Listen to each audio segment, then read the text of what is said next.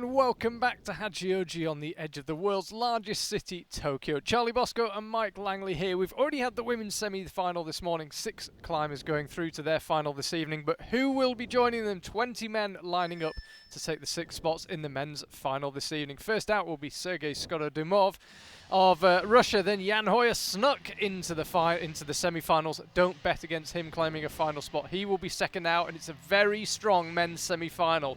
Virtually all of the big names through, including Jerne Kruder, the 2018 World Cup season champion, Emmanuel Cornu, Meichi Narasaki and Sean McColl.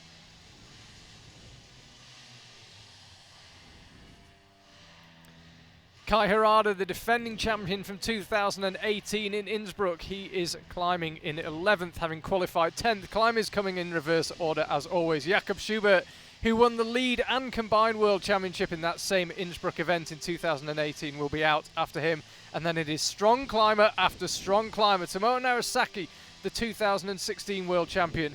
Jongwon Chon, 2 times a World Cup season champion. And then Kokoro Fuji, Adam Ondra, likely the greatest climber on the planet. And Yoshiyuki Ogata, who won the last Boulder World Cup in Vale of the season. Mike, very, very tough round for the women earlier on today. We had a look at the men's boulders. Looks like more of the same. Yeah, more of the same. The actual way that the boulders progress across the wall is the same, starting right to left. Start with a gently overhanging wall and a bit of a jump, as we'll probably see from Sergei as soon as he pulls on. Potentially a double catch, maybe triple. Then into the hanging slab in the middle of the wall. Looks equally as difficult as the women's one. Women's boulder was the only boulder to get top for quite a while there in the women's tour. Into the steeper stuff moving down on the left-hand side of the wall. As with the women as well, they're starting out with a jump. We're pretty sure there's no way of doing this first move statically, although we're always open to surprises, but you can see just about the distance they're covering, and it is on a slightly overhanging wall. It's certainly not a slab, so almost certain nobody's going to be able to static that. And you'll see, in addition to the wall, since the women's semi-final, if you watched our coverage this morning, some black tape on the right-hand side of the wall. That denotes that the climbers can't touch beyond the black tape, so they can't wrap a toe or a hand around the physical edge of the wall as they're setting off. So Sergei's tried a couple of methods on this jump. We thought it might be a 1-2-3, where you get the yellow hold, the first blue one, and then the second blue one, all in one movement. Suddenly looks an awfully long way doing it that way. Now we've seen him have a couple of attempts. Yeah, it's going to be interesting, because the top of those 2 blue volumes is the best of that sequence of holds. You're going to end up with that with your right hand, but whether climbers can jump with lots of momentum to get the distance, but not too much that they can hold it, the 1-2 method might be preferred. You see that straight away with Sergei. I think it's going to be more of a double catch than a triple, and after that they're pushing into some pretty bad undercuts and some crimps. Let's have another look. Classic jump, relatively bad holds, left hand undercut, right hand as a shoulder or a Gaston, big feet. If that's textbook route setting 101 right there. How to create a nice little jump sideways.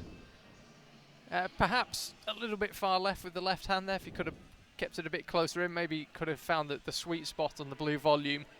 It's always hard to tell that from the exact angle they're at. That looks a bit more like it. And this time he finds that sweet spot and campuses straight through, doesn't need the feet. By no means in the bag yet though, but he's got the zone. And one more tiny crimp and you can see the top beckoning. Here he goes, lining it up.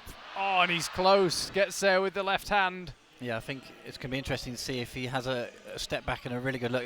Exactly as I was about to say, points up to the top. Ah, there it is. He obviously hadn't previewed the boulder that closely before. Quite interesting when he came out. I mean, he's not got that much experience. He did make semi-finals this year already, but yeah, as soon as he came out, his buzzer went and he went straight onto the wall. Didn't actually take that much of a look at the boulder itself, and crucially, he's actually missed the fact that there's a screw-on jib on addition to the very top of that yellow finishing hold. So there is something up there. Whether you can see it from that jumping position is very unlikely, but he's obviously seen it now. That's the main thing. He knows there's something else there. Really tricky for a position for him, because obviously you are rightly delighted to be in a World Championship semi-final, but it's hard to come out first, isn't it? All eyes are on you. There's no one else to distract the crowd. You just got the lights on you, and everyone's waiting for this big show to begin. Yeah, there's nowhere to hide. No, you can't just merge in with the other climbers on the wall. I'm sure you'd rather come out kind of middle of the pack than coming out first like this. 5 minutes, as ever, regulations, as they are for World Cups. 5 minutes for each climber to attempt each boulder on an on and off schedule. So 5 minutes on, then they get 5 minutes off behind the wall and then come back out for the next boulder. Here goes Sergey. He can't get the jump done again. Just as he jumps for that again, just watch his right hand when he hits that yellow hold. He actually almost jumps into a locked crimp to try and stick that right hand hold. That's very rare. Definitely not what a coach would advise you to do. His thumb latches the hold over the top of his fingers. Particularly treacherous for the tendons, but means you've got much more chance of actually holding the hold. Let's have another look, see if he does it again. Right, so he's canvassed up onto the zone. He's already had one hand on the top hold. Can he convert it to two? See his left leg quivering, conveying the effort, but we could be in for an early top here. And this time he found the jib, but he couldn't find the top. Yeah, just come up a little bit short, a bit straight armed on that finishing hold. Hit it straight arm like that. We actually talked about this a little bit in the women's competition. Let's have a look at this jump. Just watch his right hand as he hits the yellow hold. Hits it almost into a full crimp instantly with the thumb over the top of the index finger. So you mentioned about a coach wouldn't advise it. A coach would advise you to land and then slowly, not slowly, but over a second, close the crimp rather than land with it closed. Full crimp is the most high risk version of a crimp, just because of the amount of strain that it puts through your fingers. Basically, you lock your thumb over the top of your fingers, and it's not really going to go anywhere. But in training, you wouldn't use that grip that often. Here goes Jan. You might have heard a couple of very enthusiastic German fans shouting not too far from us. And here is Jan. I think a lot of neutrals at home really pleased that he managed to make it through the qualifiers. Only just came through, last in his group, 10th in his group. Oh, but absolutely cruises the jump. Barely call it a jump the way he did it. Just popped up with the left hand, skipped out that first blue volume. And this is a great start from Jan Hoyer until the foot slipped. Full of confidence, though. Let's have another look. He actually goes right hand then left hand straight to the top onto the best of those two volumes. Jan Hoyer has a history of skipping out holds and doing things the way the route setters wouldn't suggest. He's a pretty big dude, and he's pretty good at skipping holds on jumps as well. It's quite an interesting jump. You can see from Sergey, he's a much smaller athlete, and he looked quite comfortable in that starting position. Jan, he's really bunched to start, but then once his legs get to straighten, he's not got much distance to actually go with the hands before he's into that midsection of blue volumes. Yeah, it seems to be a debate we often have when Jan's on screen about height and how it generally evens out, but it's kind of evens out over the course of one move there. He starts in a bunch position, but ends up being able to get much higher and into a much better position. He walked past us on the corridor as we were on our way up to the commentary box, and even I haven't seen him for a couple of months. You forget just how big he is. He must be well over 6 foot and heavy with it. And yeah, you can see there the disadvantages and advantages of height all in one move. Surprised he's thinking too much about that move. Seemed like he was pretty comfortable with it, but Yeah. perhaps didn't feel as comfortable on board as it did for us looking. Not sure if that's just sort of a bit of nervous energy there, just going through his routine, or if he's just trying to rethink that jump. I mean, he seemed to absolutely path that jump already, so whether he's going to do something different, let's see. He uses the same method and looks even smoother that time. Barely had to adjust as he got there. So again, up to the zone. Both climbers so far have touched the top hole, but no one's yet managed to stick it. Very reminiscent of the women's as well, where you've got the jump and then very tenuous climbing to the top. So the way he does this jump, hits the right hand and actually semi-pauses on it and pulls through to the top hold. Almost uses it as a little launching pad before getting into that top volume. And yeah, he has, at times, he has struggled on bad footholds. This time he opted not to put his right foot up to try and load the left foot even more, which is good thinking. Keep the heels down, put a lot of force through the foot. Sometimes really bad feet, you just have to commit to putting all your weight on it. But that time he slipped anyway. Here he goes again. Yeah, and again, pausing. Just on the yellow hold, just enough to get him through. Now he's looking good position. Again, the foot slips. Got to be getting really frustrating for Jan. Surely beginning to affect the way you climb as well, because you're thinking about those repeated foot slips. See, that's how much movement is actually going through that left. It's a pretty bad foothold. Perhaps if he had his time again, might have just set himself for a split second before going for the top. We talked about this in the women's a little bit. Most of the women actually coming out with a little towel to clean their boots before they pull on. Jan hasn't got anything to clean his shoes, so I mean, they did clean the mats just before the men's semi-final started. He's only the second climber out, but the chalk build-up is definitely going to be affecting the base of your shoes there. I mean, that's pretty standard stuff to have something to clean your shoes.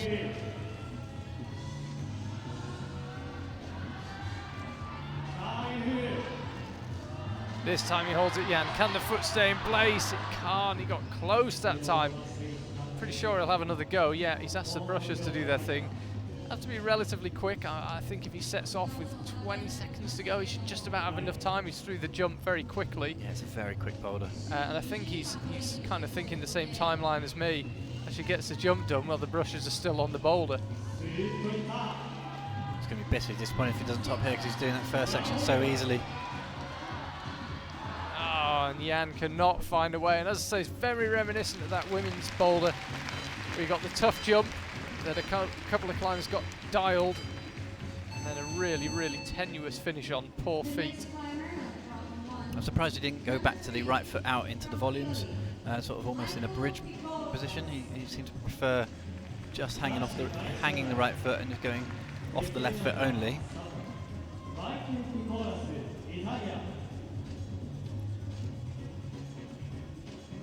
So Misha Piccoluaz of Italy, resident of Innsbruck, Austria, gets underway. Sergei's back out, had a really good go at number one, but just did not find a way through. Misha blowing his nose before he pulls on there. You don't see that too often. I'm not sure if that's a sign of his health. He's pretty happy to make semi-finals. He always seems to go well here in Japan. Picked up a silver medal in Japan back in 2016 in a World Cup in Kazo, which is not too far from here. But yeah, always seems to climb well over here. You can see him trying the triple jump. Let's stick with Sergei on number two. This is the only slab the men have got, and it's a hanging slab. The lower section's overhanging, and then this section here that Sergei's just got onto is off vertical. Trying to push all the way up there off those two fiberglass volumes. Potentially skipping a number of moves in the process, but can he make the transition across what would now be footholds that were previously handholds? So here's Misha, as I say, tried the triple. Yeah, you can see the little towel that he's got down at the base of the wall there. That's what Jan didn't have. Whether that was the deciding factor in the end, we will never know. But, wise thinking, just to bring something to clean the shoes, and opting for the, like you say, Charlie, the triple catch.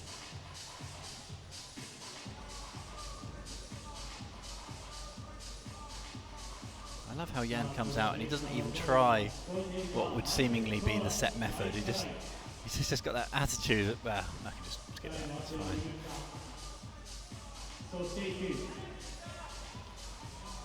Misha trying a slightly different play on the triple.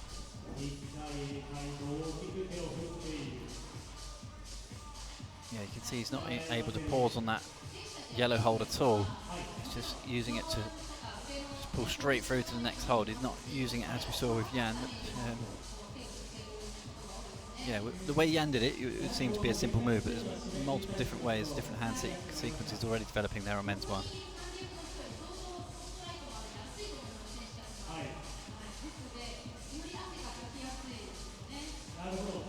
Time ticking away for these climbers. Sergei had a good go earlier on the slab, but doesn't seem to have been able to get back up to that high point. Dual texture volumes, by the way, that he's starting on. The black section there you can see is high friction, but the white stripe at the bottom of each volume is pretty much useless. These climbers have just got to be a bit careful that their feet don't skid down those volumes.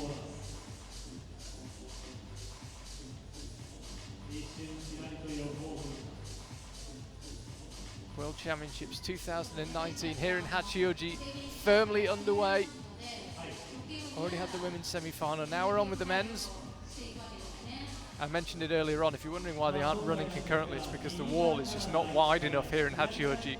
By the time they've squeezed a lead wall and a speed wall into the arena here, there isn't enough space for a big enough boulder wall to have 8 boulders. So we've got women and men competing their semi-finals separately instead of running alongside each other. Here goes Sergey again.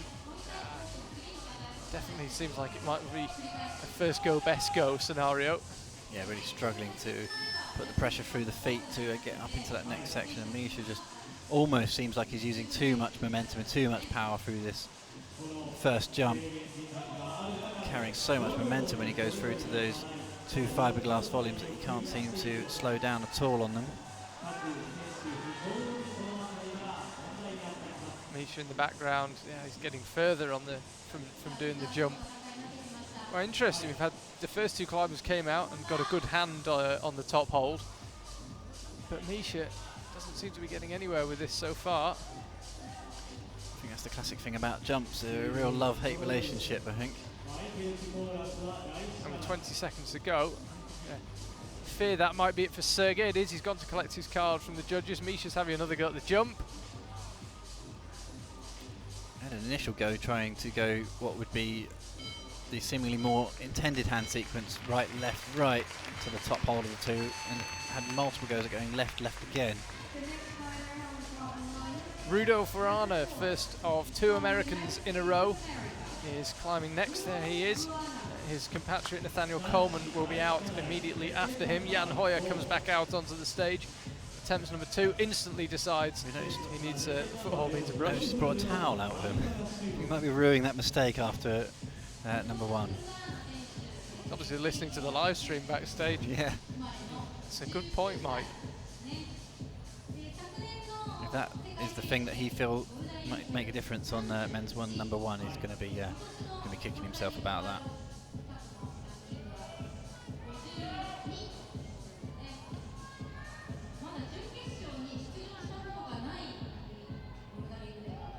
Rudolf went up with the double method on the jump, but didn't look like he was quite convinced by it. He might have a bit of a rethink. Much shorter than a climber like Jan. So I think that was Jan just showing the judges he'd got the zone, just in case nothing else works. Might be able to hear the German team. Very enthusiastic support for Jan. Yeah, and he was awarded that zone, by the way, that he got a hand on. So 2 zones for Jan. Yeah, attempts to zones was so crucial in the women's semi-final. So getting that zone on the first go.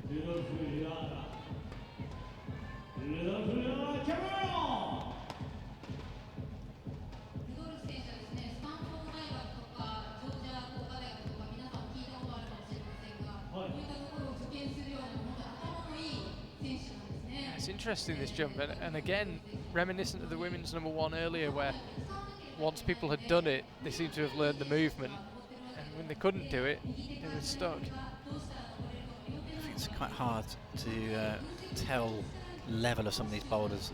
This men's field is so open. It's always anybody's guess who's going to make the top 20. There's a couple of names who usually expect to be in there. They're usually in the top 5. After that, I think all the way down to 50th or 60th place, you could pick names who would make the top 20. And when that translates to goes on boulders, someone like Jan Hoyer, multiple World Cup winner, comes out, you can't, if he does a boulder early, it doesn't mean it's easy, that's for sure.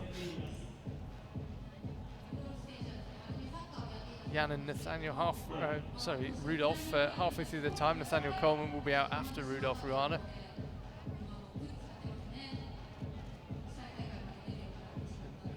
Yeah, not getting on at all with this jump. And that's a completely different method altogether. It's not really a particularly good bit of that volume, but he knew exactly what he wanted and suddenly finds himself now up to the zone. Foot pops. Can he keep it in place? Flexibility required to get the right foot out. Needs to decide what to do with the feet. There's the top. And it's a foot that pops. I think that's something we're going to see quite a few times today.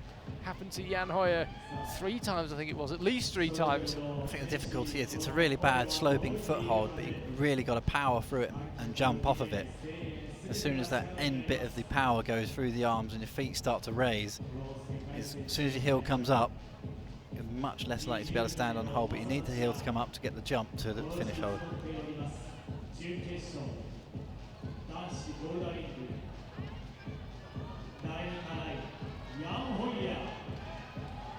Right, what can Jan do this time? Levers up onto his right foot.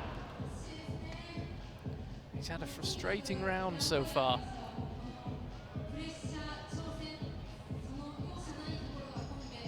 Must almost be easier for a way in a climb when they just can't get near a boulder. And you think, oh well, there's 3 others.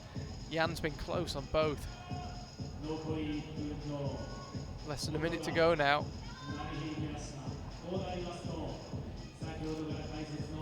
Rudolph definitely likes the right-hand side of that lower volume.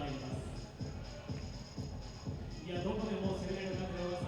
worked for him once already. Can it work again? Well, if he does top this, I'd love to see how many attempts he's used. Yeah, I was going to say, it's just multiple goes up one after the other. These jumps are so frustrating, especially if you've done it once already and then can't repeat it.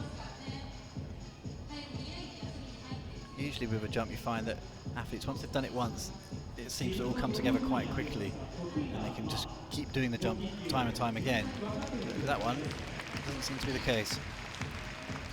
So no tops there, still waiting for a top in this men's semi-final. Nathaniel Coleman will get going again. Misha Pekorowas climbs again. And Sergei Skorodumov comes out, and it's our first chance to see boulder number 3. It's very steep and looks like a really burly boulder, hugging you away at volumes. Yeah, they've almost, route setters have got a really steep bit of wall there. They've always managed to create a sort of chimney feature by stacking volumes one on top of the other. Really hard to read in one of those boulders. You might have to go up there and just start feeling it out rather than reading it from the ground.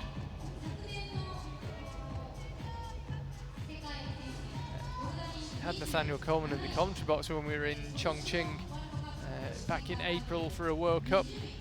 He's a real student of climbing. Loves the movement, loves the minutiae of it. A really interesting guy to have along. I'm looking forward to seeing him climb in this semi-final. This is boulder 3 that we mentioned about, as Mike said, created a kind of chimney, and below it, it's almost like an outdoor arete, kind of hugging it, squeezing, put your feet either side. It's interesting boulder. It's found that toe catch. Could be crucial.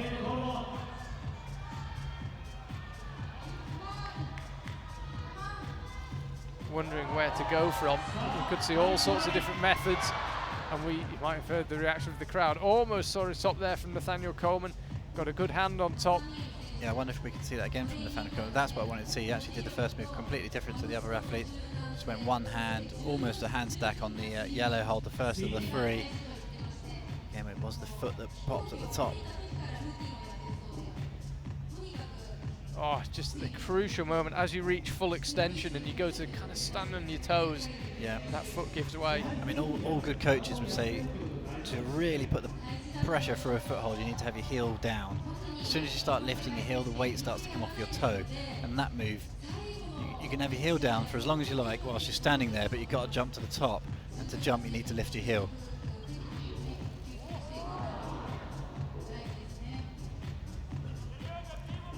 So it's very, very early days, but it looks like we've got another tough round here, as we did for the women's semi-final.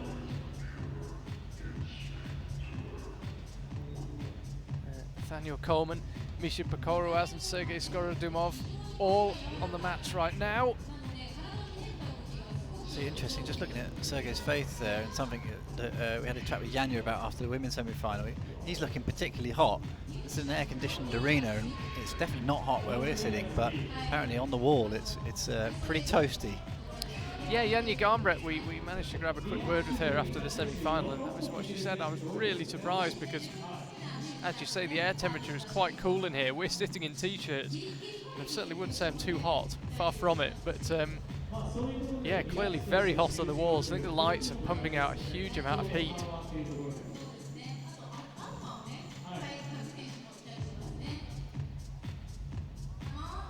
And I was just struggling to repeat his one-hander lander on the yellow little dish at the moment. Can't repeat that first move.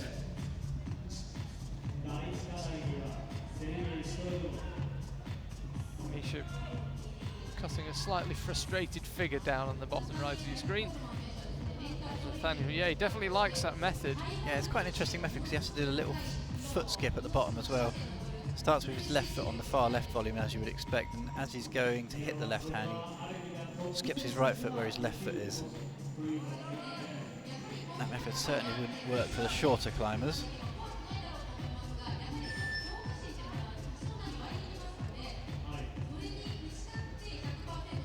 Pulls back on for another go. Yeah, it adds, I suppose it adds an element of coordination in a way. So it definitely seems like the left method he likes. So again, we're looking straight down the stage from our commentary box, and he's just tried it again. Sergey getting a bit closer on number 3, with 30 seconds to go. You said it, Mike, he looks like he's putting the effort in. And I've just looked, he's just taking his scorecard and calling it a day. I think Misha Pekorovaz is doing the same. I think Nathaniel Coleman's doing the same. There we go. So still no tops. 25 minutes into the semi-final. Yannick Kruder, the next climber out, won the 2018 World Cup season. Didn't quite manage to follow it up with a World Championship win. It was close. Can he make amends here?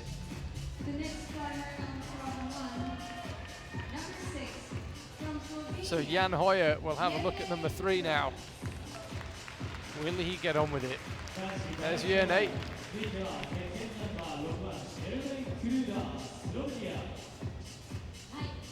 I think Yerne's really looking for that World Championship title to add to the trophy cabinet. The big number that's eluded him so far. Well, he just had one of those seasons last year in the World Cups that was scarcely believable. He'd always been close, always been there or thereabouts, but suddenly just absolutely stormed his way through the World Cups last year.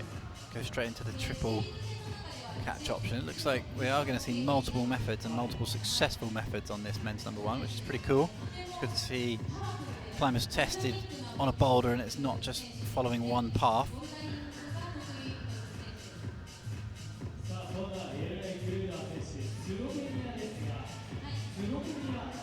Here goes Jan. He's got a battle on his hands on this boulder. It looks pretty unrelenting. Body position's got to be absolutely spot on. Got plenty of power to hold yourself in place.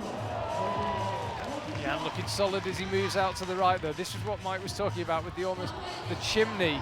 Jan does really well to rotate his left knee underneath him and then get on top of it. The left knee dropping it like that really helps him to get into the groove. It makes it really hard to get out. Got to release that drop knee.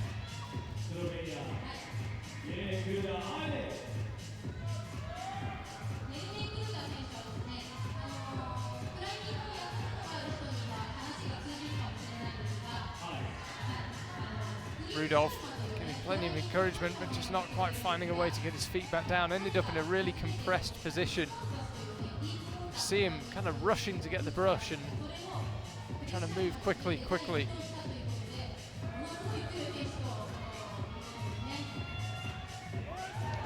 And this time Yerne holds a swing. Now he's looking strong. He's across to the zone, so he secured that. Hadn't been awarded it yet. In position for a final move, and it's the right hand that dry fires, not the left foot this time.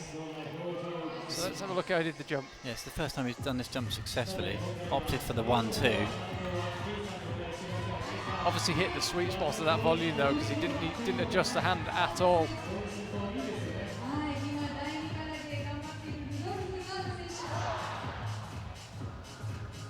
Here the crowd reacting to every fall. Rudolf Rana just struggling to get his feet swapped over. Feels like we're getting quite close to a top here somewhere. The crowd can feel it as well. There's sort of little like battles going on. Yeah. Jan might be a bit frustrated in getting number 3 done earlier. Got himself in a pretty reasonable position by dropping that knee down. Couldn't quite convert it.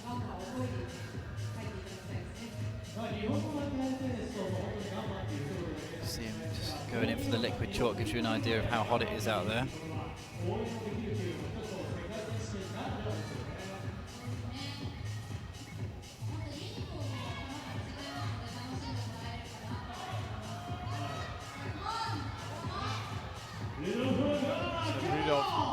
pauses.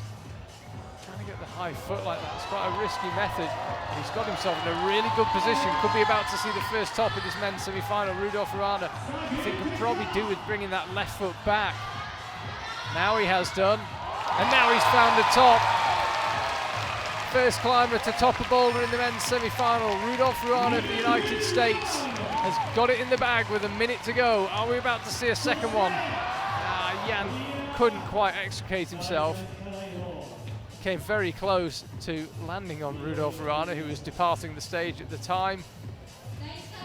And that's very early to call it a day for Jan. 40 seconds to go, but it's such a physical boulder. I think he just doesn't have the energy to go again. Yeah, it was nearly a big accident there, actually. He landed nearly on Rudolf Urana and on a pile of brushes. I don't think he was particularly impressed. Now Kruder's got himself in position. Oh, and he will not get much closer than that. Got a good hand on top.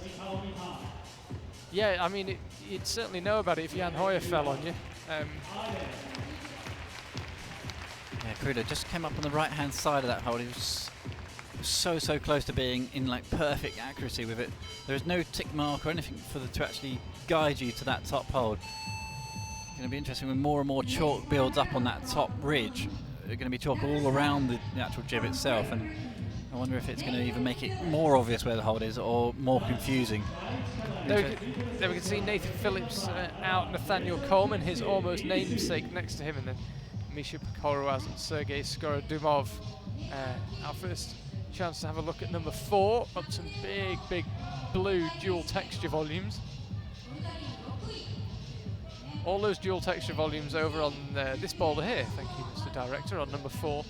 The outside of the blue dish is very low friction, it's useless. It's so hot, so shiny, you can see facing those. He wants to check his hair off up the boulders. Now this, again, not sure about how the climbers will approach this one. Yeah, they got basically on top of the volume there, they've got a really deep edge we're trying to get to, which kind of leads you to think that it's going to be a big cut loose move, potentially a one-handed swing. Here's Misha on number 3. He's looked a bit fed up on the first 2 boulders. What can he produce here? Got himself into this kind of chimney thing. He just cannot get comfortable in there. It's much more overhanging than it looks, that section of wall. It's about 15 degrees overhanging. And yeah, basically there's no body position you can adopt where you can really get the load off your arms. Nathan Phillips going full gas there. We said this a little bit earlier. I think sometimes with this boulder, we saw it with Misha. He's almost going too fast to actually do the move. We've seen more success when people slow it down a little bit. But when you're trying to do 1, 2, 3 like that, you automatically assume you need to go harder and faster. You can see him just out of shot at the moment, just waving his arms 1, 2, 3. So he obviously wants to go really powerfully, but turns out that jump is a little bit more subtle than it may initially look. Nathaniel Coleman here on number 2.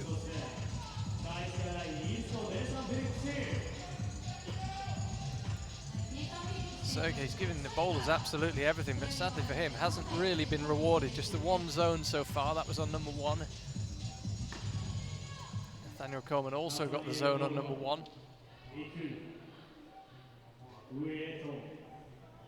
You see him trying to avoid that white section of the volume. It's right where your foot wants to go, basically.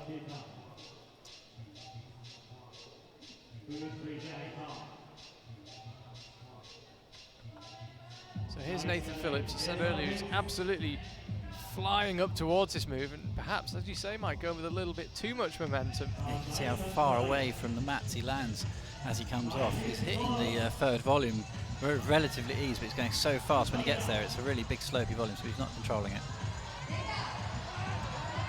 Misha trying a different method. He's getting higher on that volume, and the frustration continues for him in this World Championship semi-final.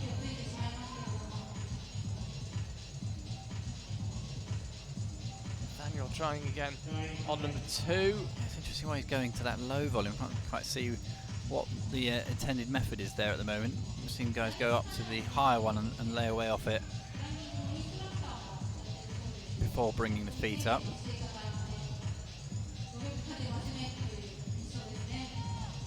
sticking to the triple method. Now he gets into the higher volume, he can really start to push off to the side, laying off it. Yeah, zone for him, got the zone on both. I think, was that him just demonstrating to the judges, look, I got it? And that's quite clever climb from him. Perhaps didn't feel that comfortable, but just got his hand down, got himself the zone secured. And that means, yeah, he got both zones. Could be a lot worse, given what we've seen so far and what we saw in the women's. These look like hard boulders. Zones could be crucial. Oh, Nathan Phillips tries to, from the most dynamic method to about the least dynamic, and it works a treat. Yeah, Nathan's really good on his feet, so it's been interesting to see what he makes of this lower left foot hold.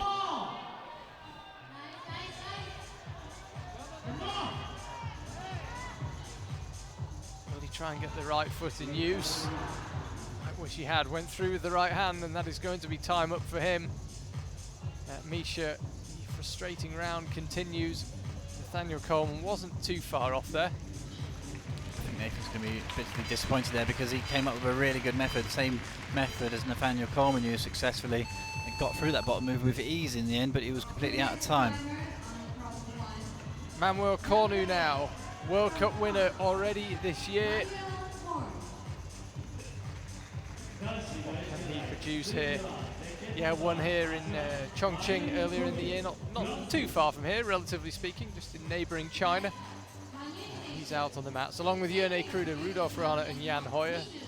3 of the 4, even at this relatively early stage of the semi-final, our World Cup winners. Gives you some insight into just how strong the men's field is.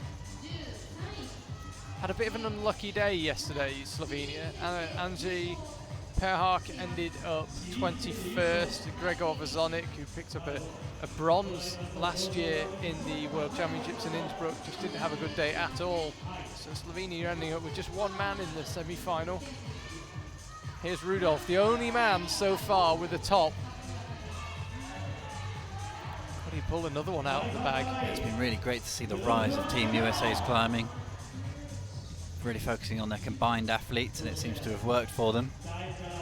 Results coming thick and fast for them.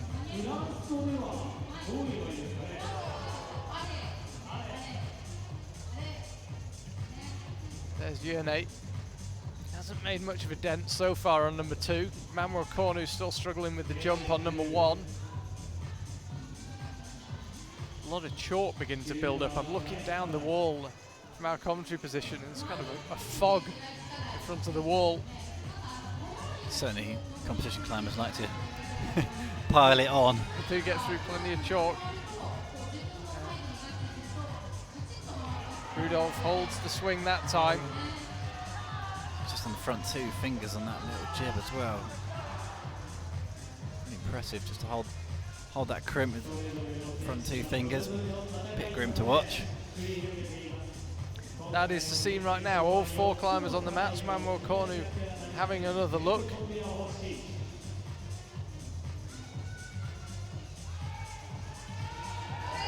Oh, another nice method again. Slapped up with the left hand and then just dropped the right in to control the swing. Nice work from Manuel Cornu. This boulder hasn't seen a top yet. Could it see one now? Gets the right foot in place. We heard that through our microphones. Let's have a look at this jump. It ended up being a really cool method. If that was the way it was set, the route setters would be high-fiving themselves because his hands going all over the place there. Again, it's this is the next section is actually where the meat of the boulder really seems to kick in after the jump.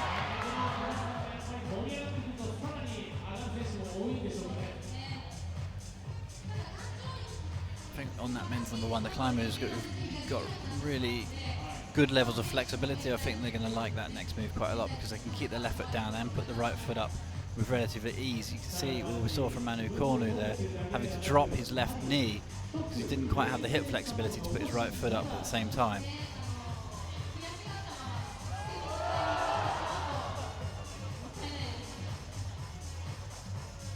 This time he can't quite execute it the same way, Manuel Cornu.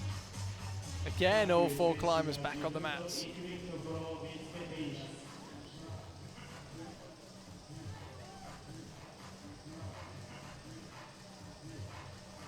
What have we seeing a replay of here. This is Jan on number 4. So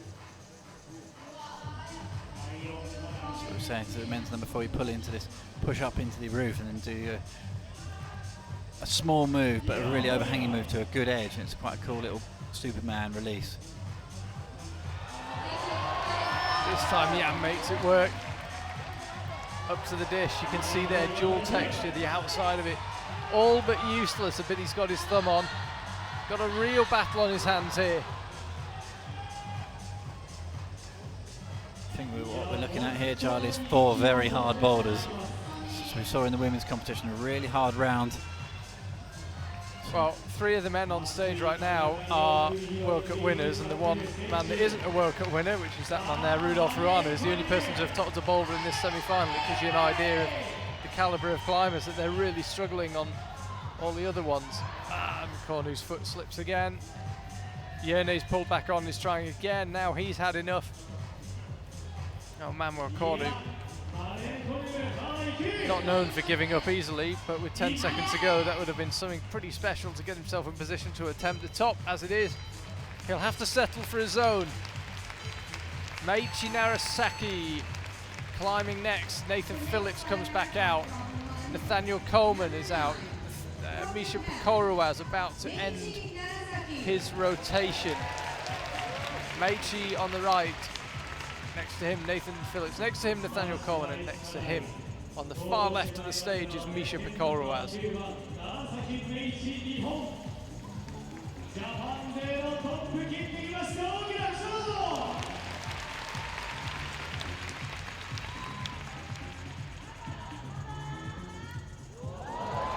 Oh, no problem at all with the jump.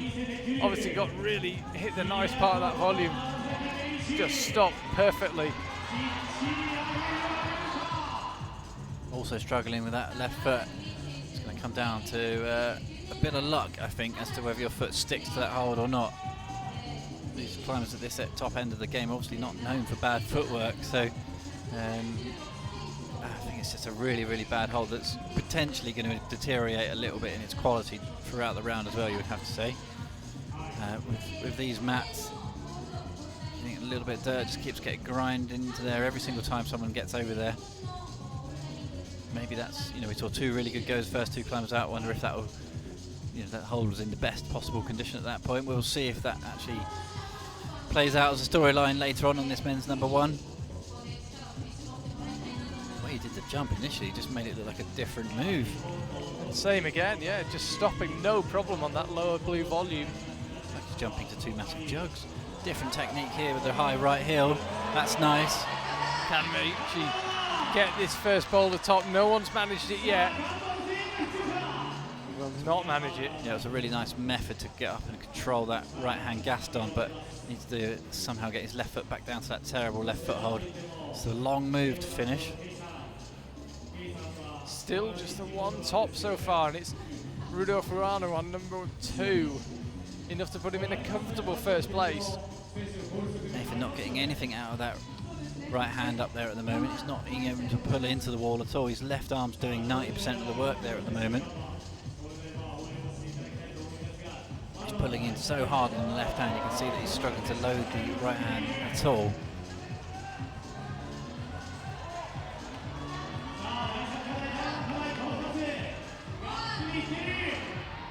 Nathaniel Coleman giving that third boulder everything, but not finding a way. Misha Pekoruaz again looking pretty hacked off.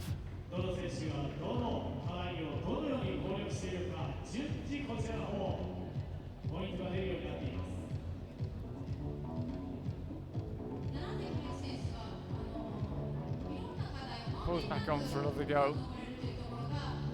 The only slab of the round, really the only slabby section of wall for the semi-finals and finals here in Hachioji. The qualifiers took place on a different wall in the sub-arena.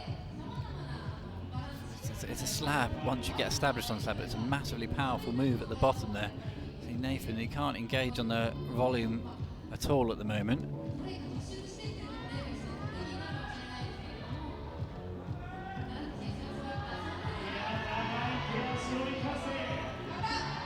Meiichi getting plenty of encouragement from the local crowd. He's got his right foot in place.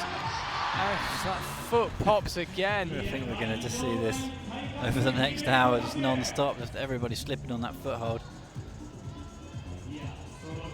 See Nathaniel Coleman just checking the underside of his shoes, actually checking the conditions of them.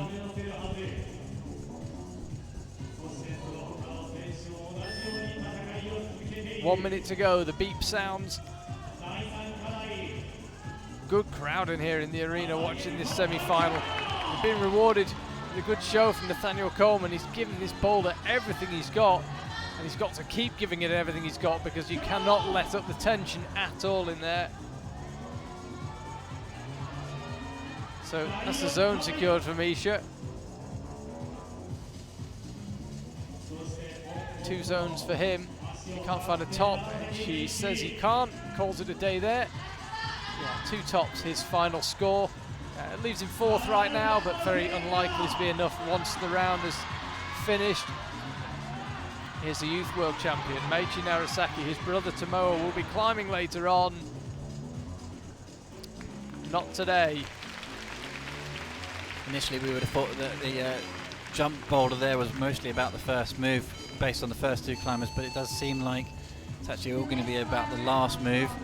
It's really nice when route setters make sure that the jump isn't the hardest element of the boulder. Put a jump in, but then actually have the crux of the boulder after it.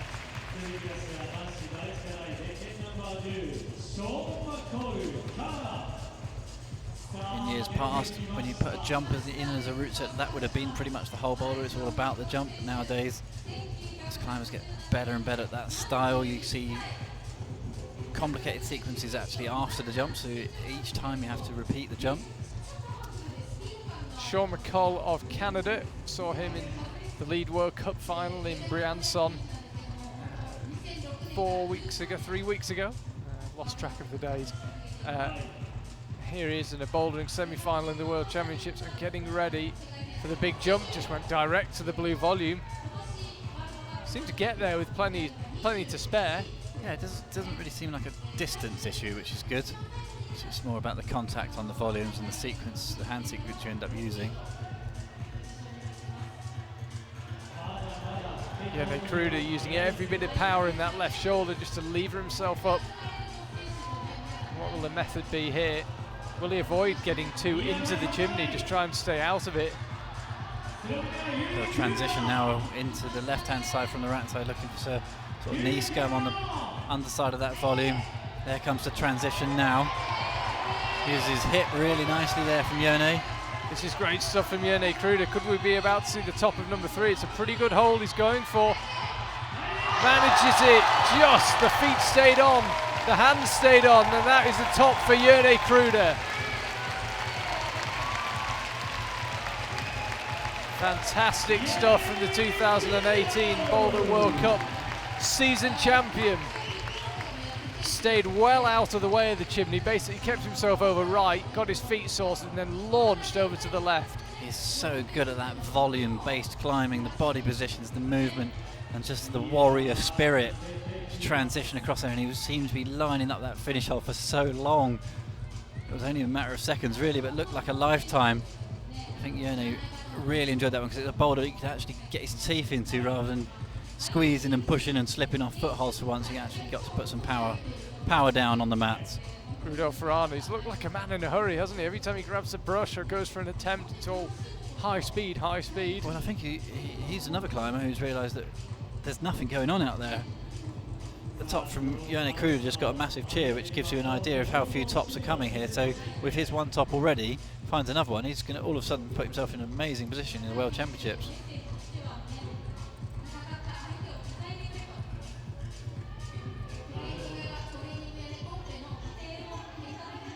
Sean McCall having another look at this jump. We saw him attempting it earlier. Has he changed his method in the attempt since?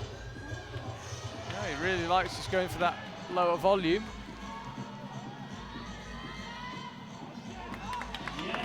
So that's the zone for Rudolph. Already had that one actually. So it's got 4 zones and 1 top. As you can see on the scores on the screen there, that is going to look a pretty handy score, I suspect, as this round goes on. As it stands, it's enough to put him in first place. Yone Kruder, the only person who's also got a top.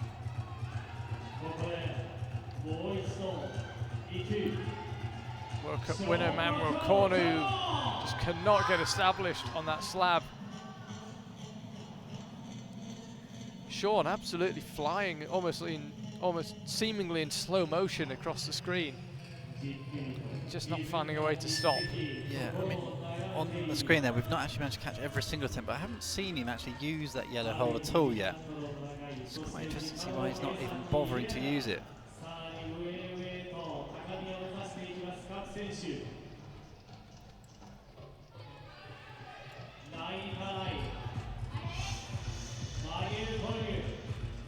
Nathan Phillips and Manuel Cornu there really not enjoying that section of fiberglass volumes, really struggling to get the weight off the left hand there and put the weight through the feet to get stood up on the fiberglass. Again, Sean missing the yellow good edge.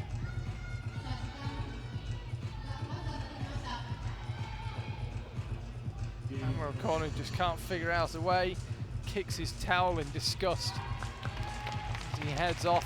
Sean having another go. I suspect this is, even he knows, is for zone only. He might as well have an attempt.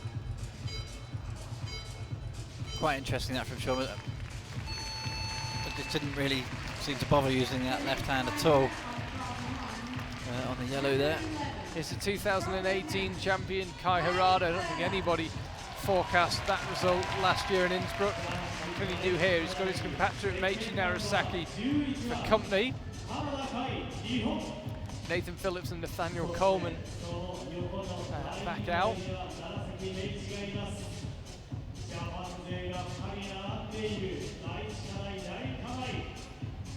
Kai Harada now on number one,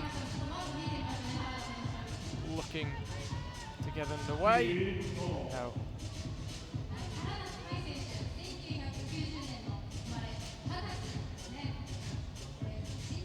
So the top's still not coming thick and fast. Nobody's top number one, nobody's top number four.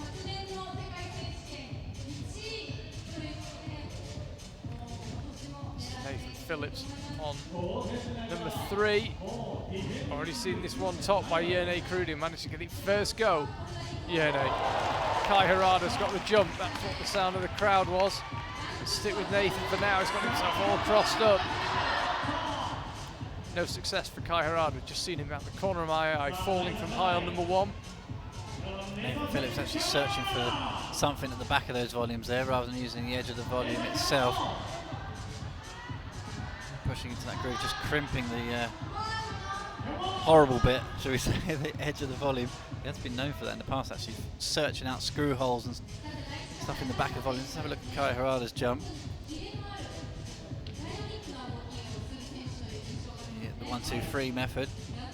Great little jump that in the men's competition so far.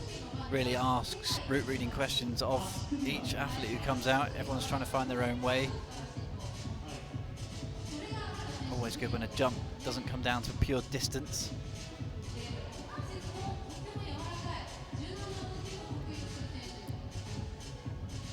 And as we saw with the women's semi-final, a lot of climbers standing around on the mats. Kai Harada's got the jump done though. And he's got the right hand in place. Can that left foot stay there? No, it can't. As you said earlier, Mike, when the heel's down, it's fine, but you go to stand up on it, suddenly you find yourself heading down. Will we see anybody be able to successfully stand on that foothold from now on out? It's only going to get worse as conditions deteriorate. From what we're told, it's surprisingly warm on the wall. Nick Phillips using that really nice cross method just to help release the toe. Just go straight into the back of those volumes again. We've seen Yerne really pushing right out on the corner of the volumes there. It gives you a much better body position, so it may be tempting to get into the screw-ons and the back of those volumes, but the body position isn't great.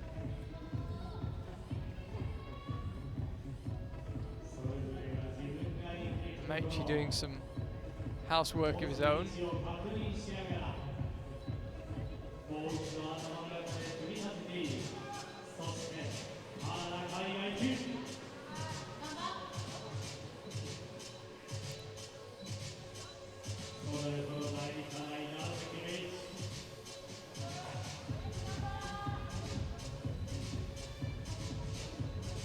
Daniel Coleman going, as he goes for that jump, he's trying to hit it with the right hand on the good edge and then try and go straight into the left hand undercut. We've seen Kai successfully hold that left hand undercut on the next move as Kai sticks the jump again.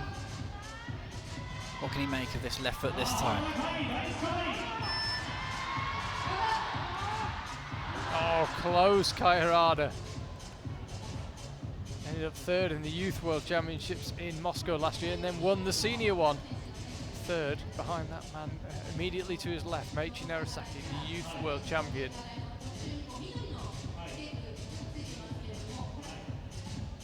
Daniel's just swapped out his right boot for something a bit different. He's trying all the tactics in the book. Yeah, what's Nathan doing meanwhile? He's on those green volumes again, got himself all crossed up, but he manages to extricate himself.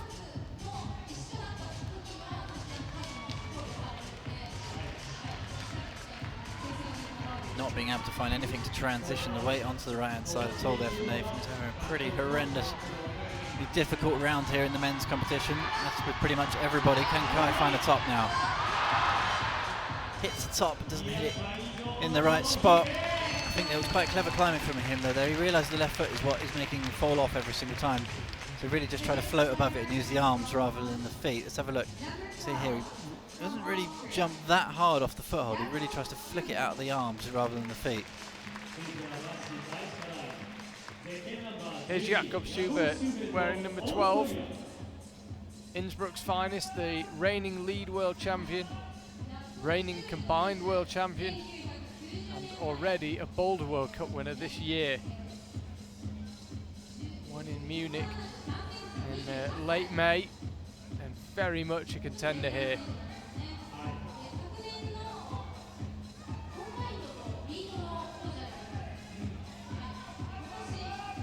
Yeah, no, cutting a bit of a frustrated figure, but he's already got a top in the bag. If he could walk away with another zone, he'd be looking pretty handy. Rudolf Ferrano's looking pretty handy as well. 1 top, 4 zones. The zones took him 20 attempts. Just goes to show that persistence pays. Cornu battling his way up now. A bit like Jan Hoyer, manages to find that drop knee, but it's one thing to get in that position, it's another thing to get out. Yeah, top of that volume, the right hand is dreadful as well. He does move now, he's into the full body bridge. Already seen this boulder top. Jerne Kruder flashed it. Feels like a long time ago. Horrendous position there. Cornu giving this everything he's got. There's pretty much no part of your body that's not getting tired from doing this. All the force through the hips, the lower abdomen. Fully wedged in there now. You can see the top beckoning. At some stage, you'll just have to go, and he manages to slap it with his right hand. Couldn't quite get on top of it. Here goes Jakob, already safely secured the zone. Tries to go up with the right heel and rolling over. Wonder if he'll reconsider that option now. The left hand that he's using is what's stopping him getting successfully up with the right hand there. That's actually an undercut. Traditionally actually used as a foothold in most places, but it's on as a handhold, but it's mostly good underneath rather than on the side, so it's an undercut. It's really hard to pull up and use the heel of such a bad undercut like that.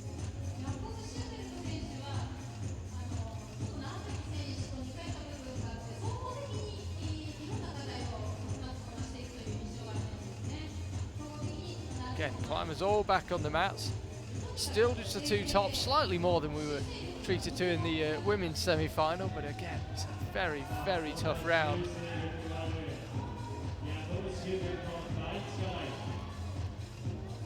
Jakob got a really nice way of doing that move, just does it slowly really. Little blow of the hands on his way through, a little showboat on the way through. Does put the left foot down straight away this time. Here he goes, Jakob Schubert, Boulder 1. Struggling again with the left foot. We haven't seen much of Sean McCall on number 2. Here he is, yeah, already secured the zone.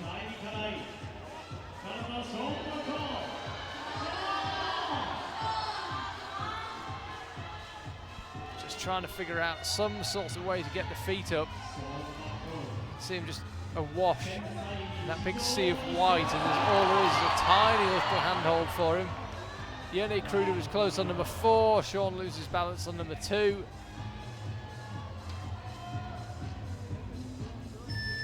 Frustrating. 1 minute to go. Beep sounds around the arena. Real high tension semi-final at the moment. So many big names on the wall, every single boulder. I think just one top seemingly putting you in a really good position here already. Rudolph and Yerne. Yerne actually just had a massive moment on boulder number 4, falling off right at the top, so he's looking for that second top, as well as Jakob looking for his first. Both of those are pulling on the wall as we speak.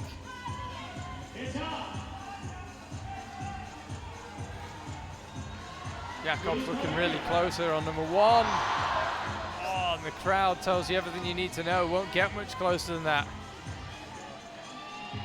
Is Yerne, 15 seconds left.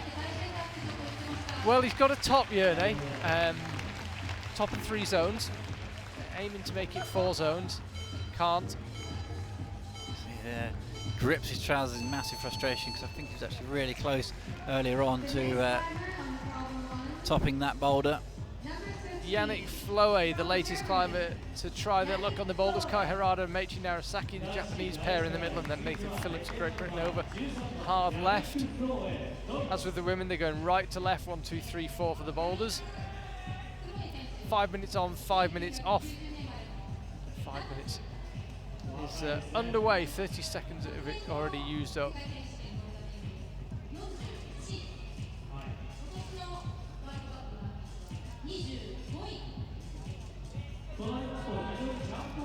Here's Meiichi.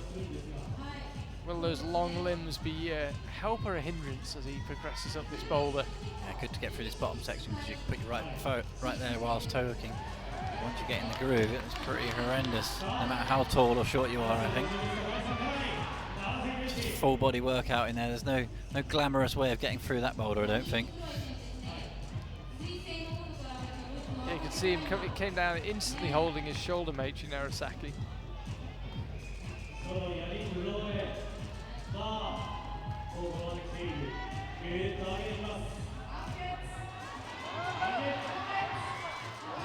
Yannick Floe going the same way as pretty much everyone else, to be honest. Left foot giving way as he gets close. It's becoming a slightly frustrating boulder to watch, number 1, actually, because you're pretty much guaranteed everyone's going to slip off as soon as they get there. I hope it's one of those boulders where somebody comes out and just makes it look like a foot ledge. Just stands up easily to the finish hold. Some mythical level of footwork.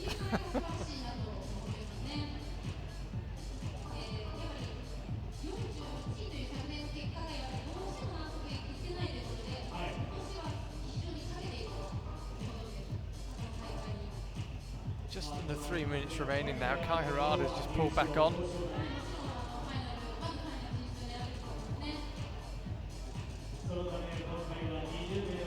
We are not seeing many tops so far here in Hachioji, would be a polite way of putting it. It's been an absolutely savage round for the men, as it was for the women, but then what we got with the women was a spate of tops right at the end. Could we see the same again? We shall see. Yannick Floe is having a good go at number 1. Meiichi was making progress on number 3, a completely different method to what he tried before.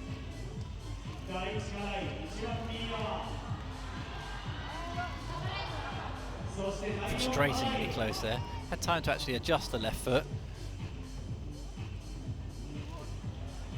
Nathan Phillips secures the zone on number 4. That'll be 3 zones for him. Massive move up there on men's number 4, off of the world's biggest sloper, a giant blue ring. Huge move up and left to a really big juggy volume. You can see it far left of your screen there. That's got to be the world's biggest, worst hold. It's just an absolutely ginormous ring that you can only hold a tiny slopery bit at the bottom of it.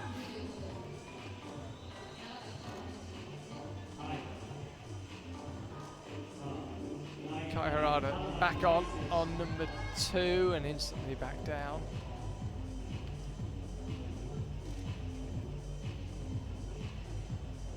Jakob Schubert will be the next one to try this in the meantime.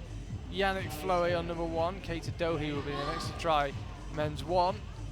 He's absolutely cruising that jump. He's managed to do it 3 or 4 times already, so easily.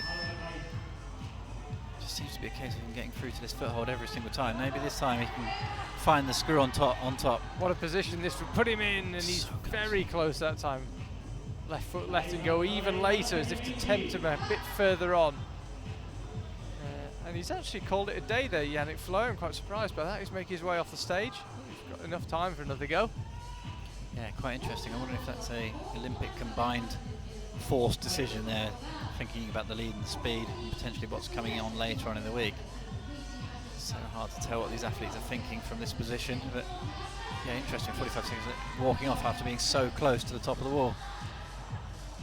He's been up in that position a few times, but not managed to convert it. So again, another rotation goes by. No tops. Still just 2. Rudolf Ruana still leading the way in the rankings. 1 top and 4 zones for him. And Jerne Kruder, who ended up with 1 top and 3 zones. Will it be enough? We'll soon find out. Keita Dohe, Jakob Schubert, Sean McCall, Manuel Cornu, all out on the stage.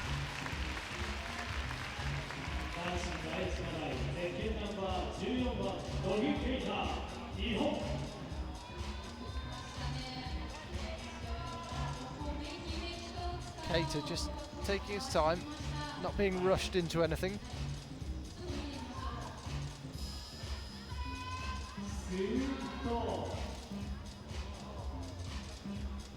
Carried a lot of speed there as well. We saw that from Nathan Phillips earlier on. And really fast through that section. We've actually seen that method tried also on men's number 4. Success seems to be had by jumping through with the left hand to that good edge on men's number 4 rather than sort of trying to double it.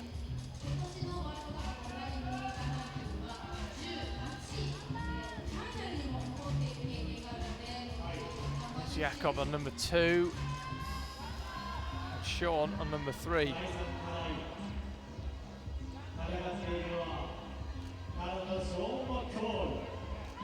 It's that little cross palm method, which seems to be used a bit of a screw hole through there. So Nathan using that really well.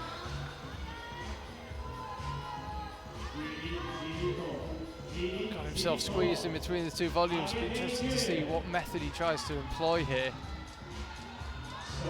Trying to stay a little bit more in the groove. We saw Jerne going right off to the right hand side, really laying off it.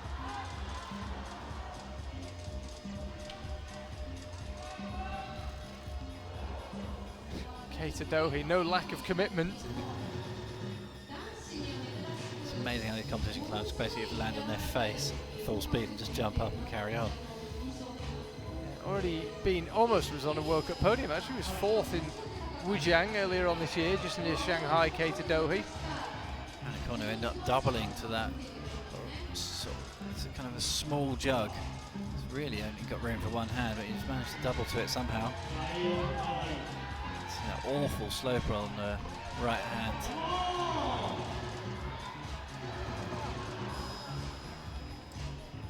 Cornu's had all 4 zones. He hasn't had a top. Asked the brushes to do their thing. Yeah, it's twice in this round already. We've seen climbers right at the back of the matting, taking the full distance right up to the edge, and the brushes quickly scurry their brushes in, quickly grab them and get them out of the way.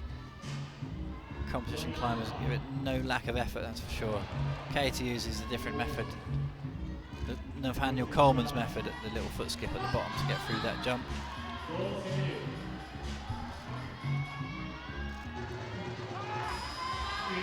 Keita really close now, it's just about that left foot. And it is the same again, it's the same as the women, it kind of feels like the same move.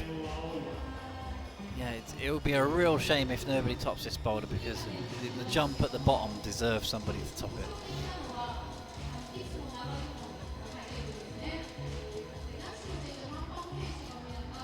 Such a great little jump with so many different methods coming to life. It's yeah, a good boulder, but if nobody tops it because they all slip off the same foothold, it'd be a bit frustrating.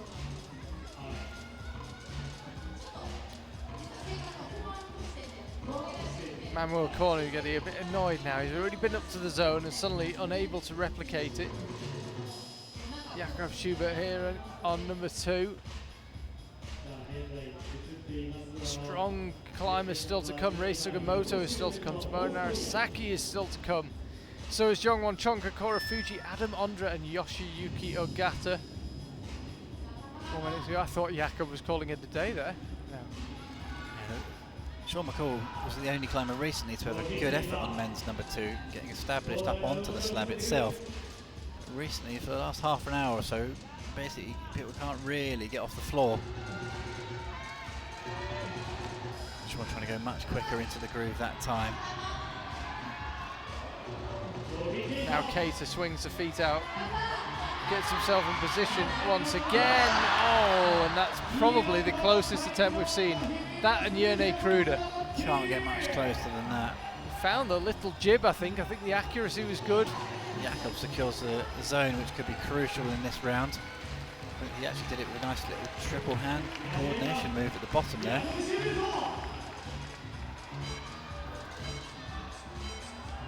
Frustration, Jakob's going to time out on that boulder. Might have got it done. So frustrated with himself. This was Keita's attempt. Yeah, I think he was maybe over the top. Yeah, I think he was just left of the middle of it, but almost there. I mean, that's when people reflect. Oh, yeah, that men's number 1. No, if it ended up having no tops, but you've seen people. Scores never tell the full story. 2 or 3 climbers now have had the top hold in their hands effectively, and not being able to hold it. Rei Sugimoto, Yannick Fleur, Kai Harada, and Meiichi Narasaki out on stage. 3 out of 4 climbers from Team Japan. Yannick Fleur, the sole European representative there on number 2.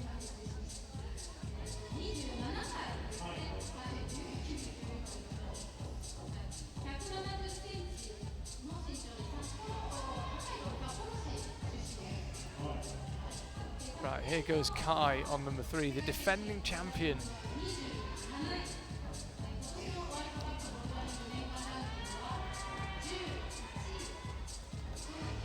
What method can he use? He looks like he's going to get fully involved in the chimney. Goes for that drop knee again. Seen a few climbers employing that. He's managed to get the right hand in place. What can he do now from here? Left foot up as well. And this looks very hopeful for Kai Harada. You can see the top hole beckoning, and it's in his hands. Kai Harada finds a top on number 3. Second climber to top it after Yerne Kruder. Third climber in the semi-final to find a top anywhere on the wall. Let's have another look. That is a lesson in how to manipulate a set of volumes. Got really into the groove, that deep drop knee, but he knew to get the height for the finishing move, you'd have to get out the drop knee, switched his hand around, just flip foot off of the foothold, got it really nicely turned back round, and almost rested through that top move. That was Kai Harada 2018 vintage. Lovely work from Ray, got himself in a good position, looking solid. Can the left foot stay where it needs to? Oh, I think if he got the jib there, he'd have been home and hosed. Yeah. He was very in control. It was a great angle that time on that finishing move, because we actually got to see the screw on. You can see where his hand landed, so hopefully in future attempts we can see it from that angle. Yeah, you can see easily went up to the top hold, but it was a country mile off the actual jib that was on top of it. There it is. Did he spot it? He can't have done. He was so far away from it.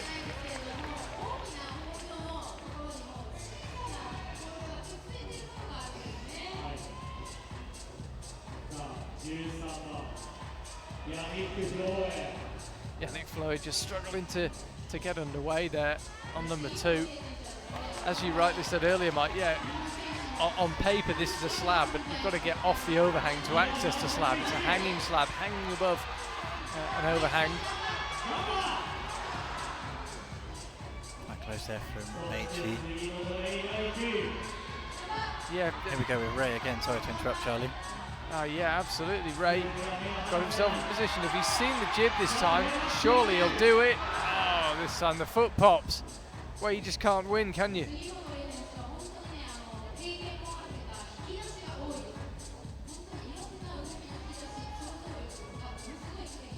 Right, Yannick Flo. 1:20 left on the clock for him to find something. Rei Sugimoto is having a very thorough brush of number 1. This looks pretty good from Yannick Flo, eh? I have to say, he's looked really the all-round athlete so far in this set of boulders.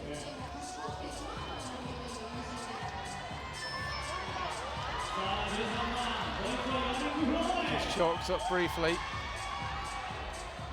And finds the top.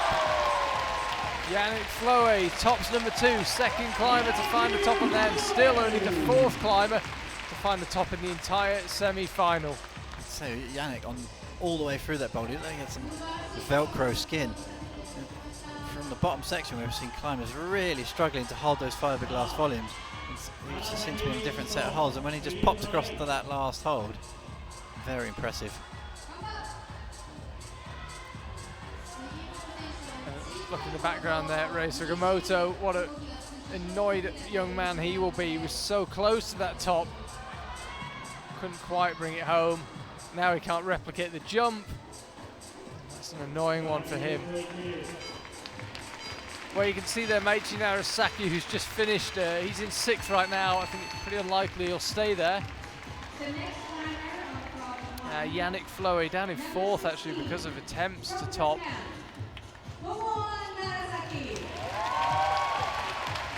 So here's Tomoe Narasaki, the 2016 World Champion, 2016 and 2019 Boulder World Cup season champion. Keita Dohi, Jakob Schubert, Sean McCall.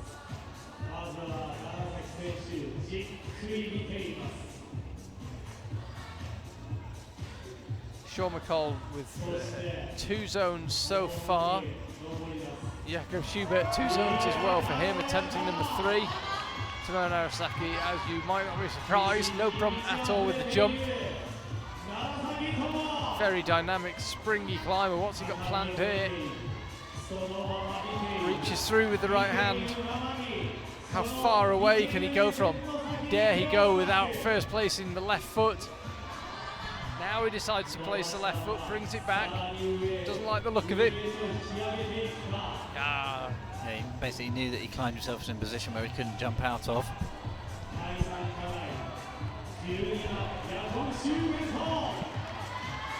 Jakob Schubert already got both zones on the 2 boulders he's attempted before this one, men's 3. Got the zone on this one on his first attempt. At that position there, that's where Kai managed to put the left hand back down, palm off it, push his weight over to the right to release that drop knee before moving his hand up to the left hand position where Jakob had it there. Jakob looking absolutely gassed as he came off, shaking his head.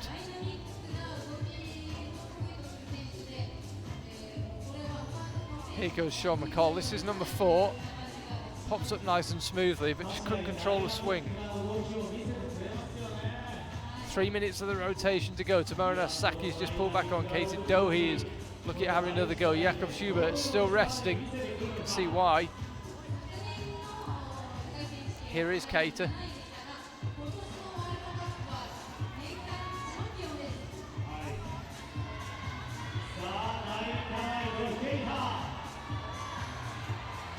So safety up to zone, no problems there.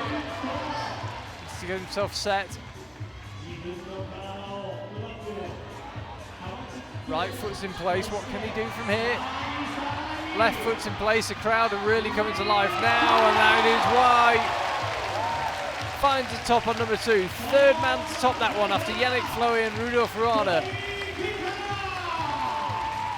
So easy as the middle of this round was progressing to think about, oh, everyone's looking really hot, there's chalk in the air everywhere, they're asking for the brushes every couple of seconds, but 2 climbers have come out and made what looked like a very, very difficult boulder look quite easy there, with Yannick Flo and Keita Dohi on men's number 2.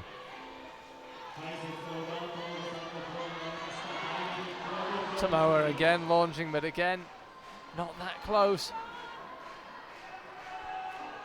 It's sadly been something of a recurring theme.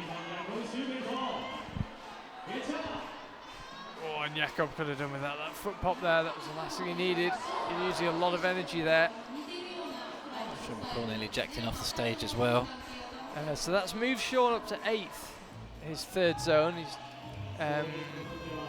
He's He's 8 attempts to get those 3 zones. No top for him just yet.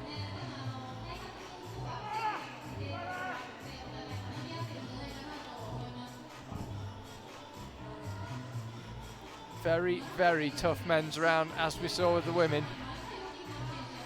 Jan Hoyer, as it stands, the only person to get 4 zones. Currently sitting in 6th place. And that left foot is causing so many problems. He asks again for the hole to be cleaned there, Tomoa. This is Jakob Schubert with 40 seconds to go.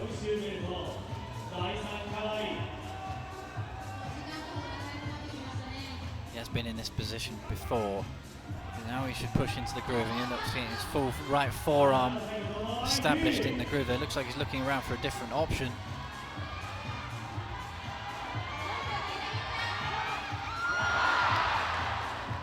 Big crowd reaction there. I think that was for Tomoa Narasaki. We're sticking with Jakob Schubert for now, who's very close on number 3. Already won a World Cup this year. He's pursuing win a World Championship. But he's got work to do because he couldn't find the top there, number 3, and that means he hasn't claimed at the top. He's got to try on number 4. That's a heartbreaker. Had it in his hand, came up a bit short. I think he just kneed himself in the face as well. Climber's absolutely getting battered in this men's semi-final round. John Chon, Rei Sugimoto, Yannick Flohé and Kai Harada out now on the mats. What can Jongwon Chon produce?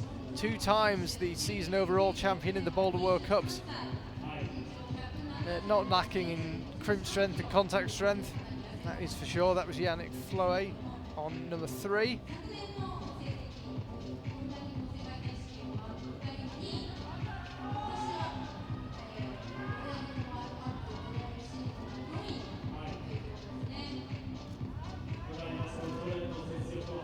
What can Ray do on number 2?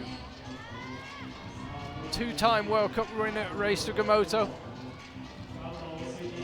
Winner in Vale a couple of years ago. Winner in Munich 6 years ago. Couldn't quite stand up into the footholds there. The knees were really bent. He's having a tremendous round so far. Just to say, that slips off, but you know, top on men's number 3 for him. We'd put him up in the top spot at the moment. Yeah, nobody yet's no one's managed 2. Sorry to interrupt you, Mike. Nobody's managed 2 tops yet. We still haven't seen a top of number 1, and we still haven't seen a top of number 4. Can't believe number 1 hasn't been topped. Feels like they've been queuing up to touch the top hold. Big move down on the left-hand side of the wall there. Kai Harada just hit it with the right hand, a full body swing off one hand. I think that right hand big dish is just absolutely awful. Let's have another look. It's a pretty cool move here. I'm sure we'll see this image on the social media a bit later on. That's one for the show.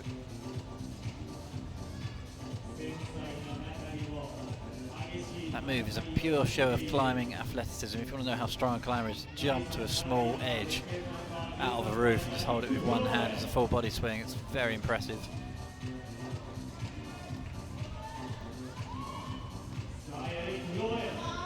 Flohé again, getting himself stuck in that groove. Did well to hang on there. It's a right foot release, but he managed to just slap the left hand in its place.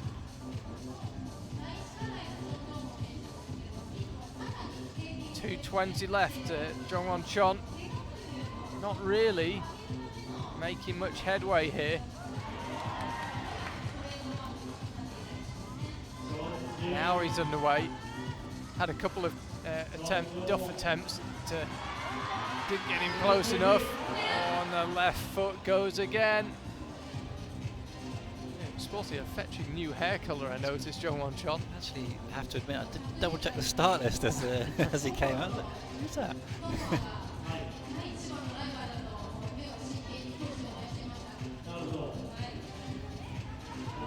Yannick Flohé, 140 left. Rei Sugimoto there on number 2. Top's not coming thick and fast here, but could that all change? When, for example, Kokoro Fuji, Adam Andre, Yoshiyuki Ogata, the last man to win a Boulder World Cup, when they begin to emerge, will we we see the tops coming then.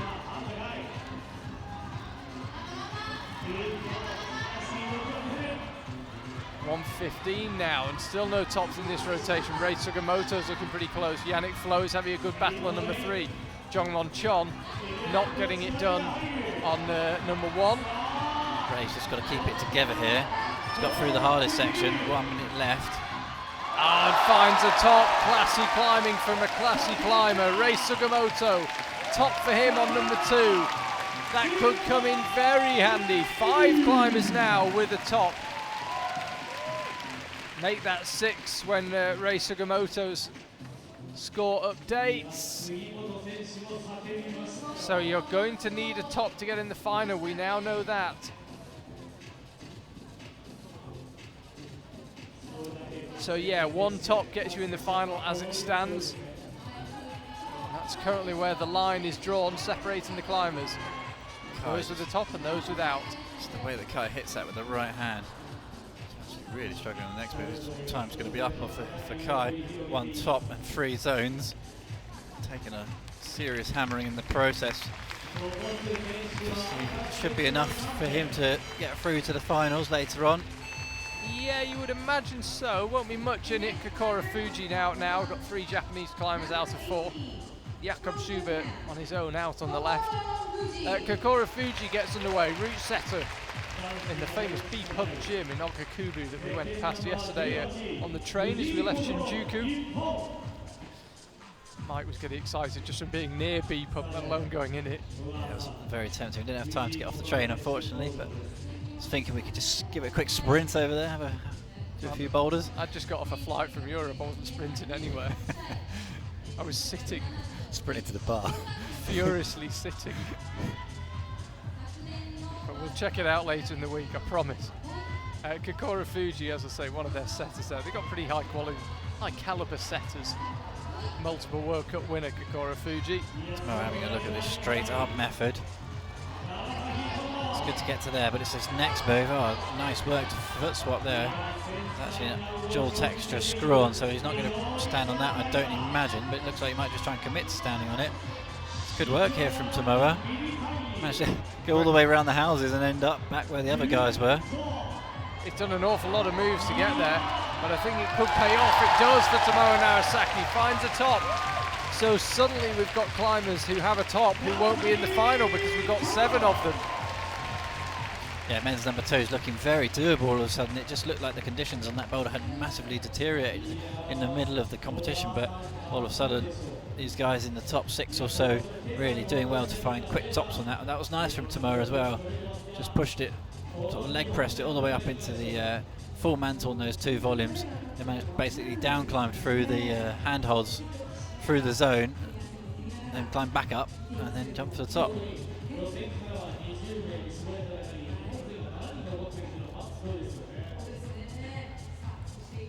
Here's Kater on number 3. Jakob Schubert is over on number 4. And Kokoro has got the jump done on number 1. We haven't been watching him that much. I'm assuming from the reaction of the crowd he'd already done the jump once, Kokoro. And he goes the same way as many others with the left foot slipping. Kater Dohi getting a big cheer. And looked like he just clobbered. I think it was his towel that fired out the way, nothing too hard, as it turned out. So many big spills in this men's competition. He looked in a really good state in the groove there, actually managed to get his right leg right up behind him into the right hand side of those volumes to sort of eject himself out of the chimney position. Another foot slip. That seems to be the round of foot slips so far. Yeah, we've seen a lot of people struggling. Jakob, hand on hip, not sure what to do. 3 climbers currently in the match. Would really love to see a top at number 1. We said it during the women's semi-final, we want to see tops.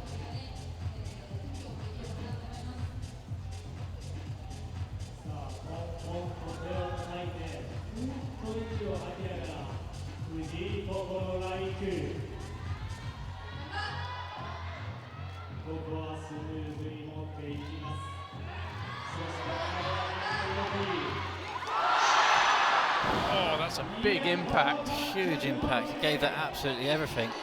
Basically landed on his back from 4 meters there. Just shrugs it off and carries on. Hit the left hand. Actually seemed to hit the hold, and Jakob Schubert hits the hold on the left hand side. First climber to get through the zone. This could be massive for Jakob Schubert. Finds a top on number 4, seemingly from nowhere. No one's been anywhere near that. Jakob Schubert finds a top. He's got 1 top and 4 zones, and suddenly that bumps him up into first place in the rankings. Jakob Schubert just always seems to find the results, having a really tough round up to that point. That was an absolute peach of a top from Jakob Schubert. Once he latched that second to last hold, there was no way he was dropping it from there. Keita Dohi now fighting hard and finding a top as well. Suddenly the tops are beginning to come in this men's semi-final. World Championships here in Hachioji, and now we've had a top on number 1 as well. That's 3 in the space of 30 seconds. It's Kokoro Fuji who finds it. He took an absolute deck of a fall earlier on. Hit the floor pretty much on his back, as you said, from about 4 meters, Mike. And he's found a top. He's the first person to top it. So all 3 climbers suddenly coming out with the top. This was the bad fall from Kokoro. Next time we saw him, he was the first person to top number 1. Here's Jakob. Yeah, this is the first climber to do this move successfully. Does drop that left hand down into the undercut. Has all the power he needed for that next move. Jakob just seems to have bags of fitness every time. Everyone else at that stage in the competition has looked absolutely flamed, but Jakob's got that deep level of endurance that he can just dip into. And all of a sudden, 1, 2, 3, tops coming thick and fast. Keita Dohi looked like he just ran out of energy, and he thought, if I don't go now, I'm not going to go at all. Suddenly he was up there, and then this was Kokoro. He's the first person to execute this move. Let's see how he did it. Kept the right foot dabbed out, and I think the key was the left foot just stayed in place, which it hasn't for anyone else. Micro differences in technique making the difference. And now the familiar figure of Adam Ondra is out. Maybe we should say, should have won the season title in the World Cups earlier on this year. Had a golden opportunity in Vail, had a golden opportunity in Munich. Couldn't take either of them. But he always seems to love climbing at the World Championships. Even when we haven't seen Adam in competitions, he generally kind of comes out the woodwork for the World Championships. This year we've seen him in lots of competitions, but he's had his eyes firmly on Hachioji for quite some time now. Rei Sugimoto now currently down in 8th place despite having a top, so he needs to keep adding to his score, Rei.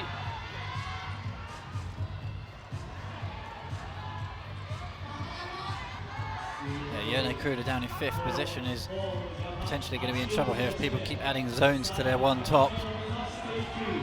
He's got 1 top and 3 zones. Yeah, Rei Sugimoto 1 top and 3 zones as well. It's just moved into 6th. That means Yannick Floe is out. Those scores have just updated. There it is. It's just updated for you guys at home. Rei into the final as it stands. I'm almost certain it wouldn't be enough, though, so he'll need to keep working at it. As Adam, slightly awkward fall when you kind of drop onto a shoulder like that. It's quite easy to pick up an injury. Looks to be okay. Here's Jongwon Chon.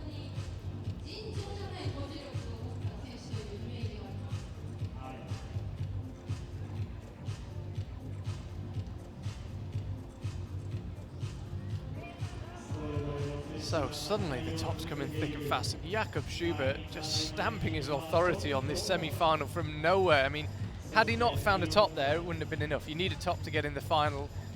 At least nobody in the top 6 has not got a top, but it just came from nowhere. He's such a competitor.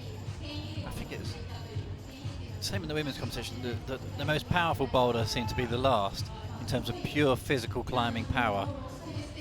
The end, in the men's competition, the same as that little move out of the roof and then a huge move off the blue dish. No one's really been that close to that, to be honest. We've seen a few people get a zone. Majority of climbers, looking down the scores, majority of climbers have got the zone on that number 4, but no one's really had a good look at that top move. Jakob Schubert was fine with it. Adam Ondra's doing the triple jump method. He is tall, a bit like Jan Hoyer. Probably could have found a less reachy way, but now he's lining it up, could get his semi-final off to a dream start. Just came up a little bit short on that finish hold. He's definitely burning a bit of skin on that triple catch method that he's using at the bottom. This exactly the same method as we saw from Jakob. Oh, Yannick went too far. He was too good for the move. Straight over the top of the hold. So he's looked one of the most impressive athletes on the stage. Yeah, he's looked super strong, Yannick Flower. As it stands, he's narrowly outside the top 6.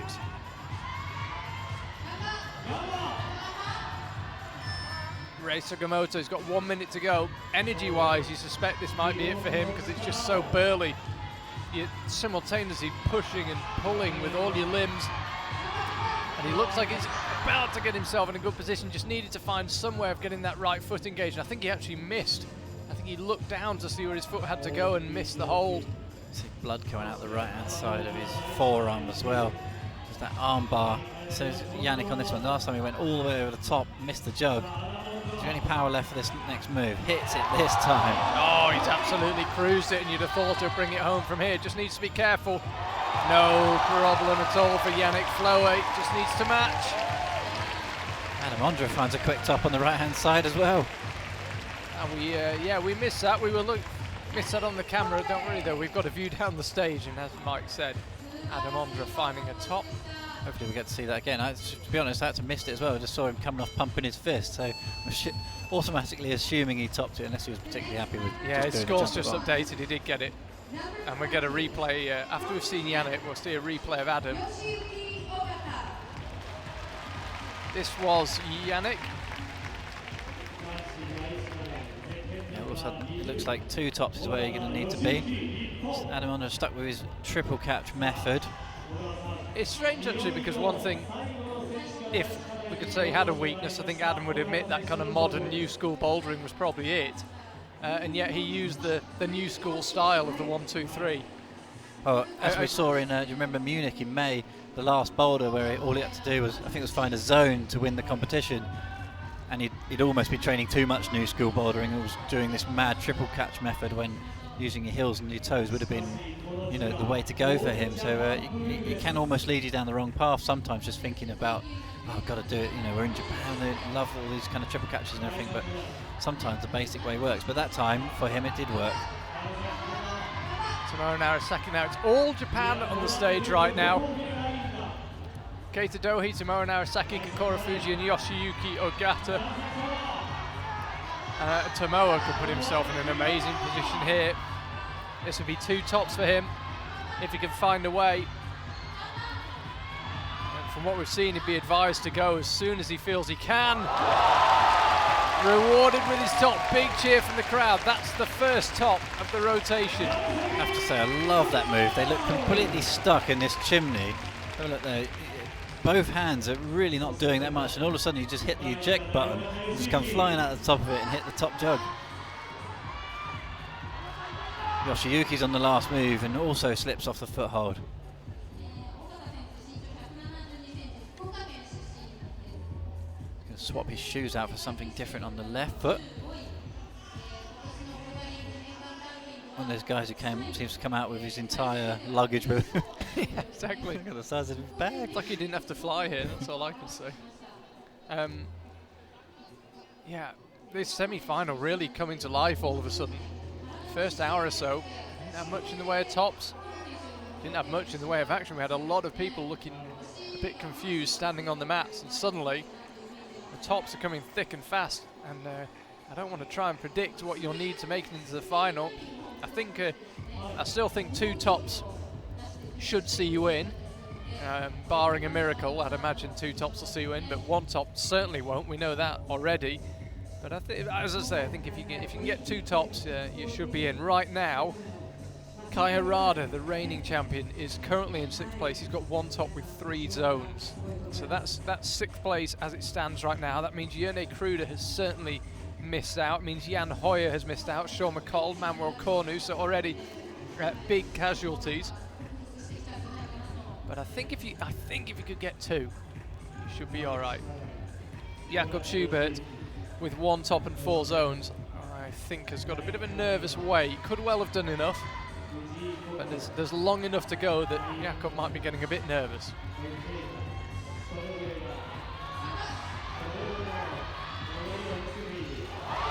Yoshiyuki, we've seen people get close to that move and not quite stick it. No one's got that close and not stuck it. Yeah, he almost paused on the hold there for a bit. I think he's actually gone for a look around the corner and spotted the additional screw on.